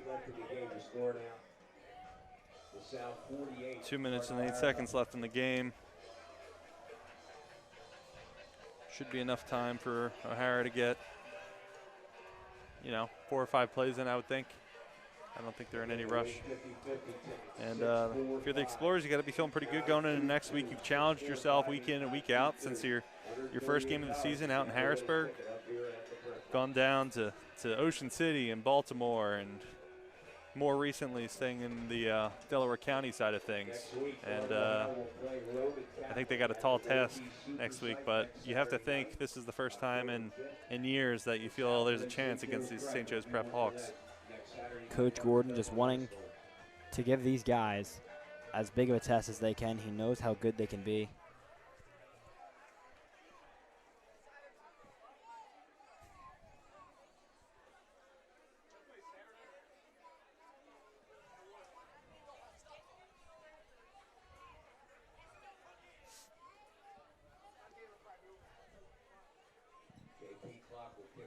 Clock again to start us off. Epps another chance. Down at the 25. They've kicked it to Epps like every time. Yeah, it's interesting. They've had both. That time it was Maloney and Epps, and every single time, you're right, they're kicking towards him. Kind of interesting because he's kind of touted as one of their most athletic players. Right. One of their biggest playmakers, as we saw tonight on defense, especially. That interception he had when covering Joey O'Brien was impressive in the first quarter. First and 10, O'Hara, their own 26. A guy whose stat line probably could look a little bit better tonight. Well, just didn't have it, overthrowing a couple guys. This play is shut down, Offsides against LaSalle. and that'll be against the Explorers.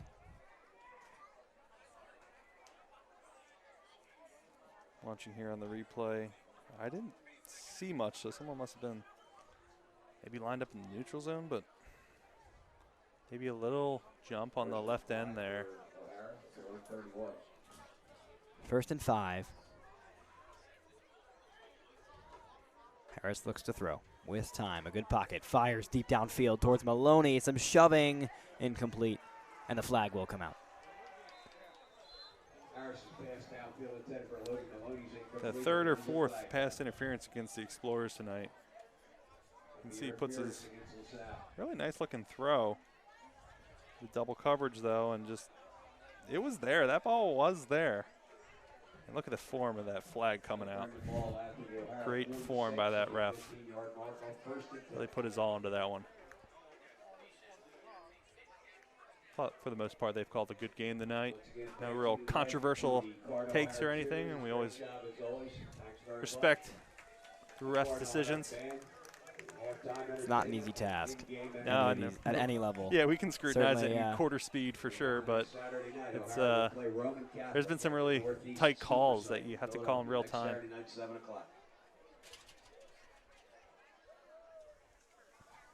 Harris to throw. Looks downfield again towards Maloney. It's overthrown. Harris's pass downfield intended for Logan Maloney is incomplete. Reggie Harris chucked the paw up there to watch this, knock it down, and this almost cost him a touchdown. That's going to end tonight's game. I caught this. Look at this jump at the last second. He didn't need to hit it, but he did. That was impressive. So, well, that will do it. 48-0 to the Explorers in a game that, if you weren't with us in the first half, you probably wouldn't believe us to say that O'Hara was in it in the first half. Big mistakes, giving the Explorers more opportunities than they should have had. And the second half, just nothing for the Lions. The Explorers take it away. And they will improve to 6-0. A week from today, they will face, or a week from tomorrow, excuse me, at the moment, they will face St. Joseph's Preparatory School at Upper Dublin. Any closing thoughts on this game? As you said, it kind of, LaSalle kicked the doors off in the second half. You know, like I said earlier, a lot to be proud of with this team. They've really challenged themselves entering this PIAA Catholic League stretch of games. O'Hara obviously has a tall task in front of them as well. You know, moving up into the red division and having LaSalle, Roman, and St. Joe's Prep on their schedule. So it turns into a blowout at Cardinal O'Hara High School. That's where we're going to leave you. Tyler Kern, I'm Oliver Gomez. Thank you for sticking with us. LaSalle wins it.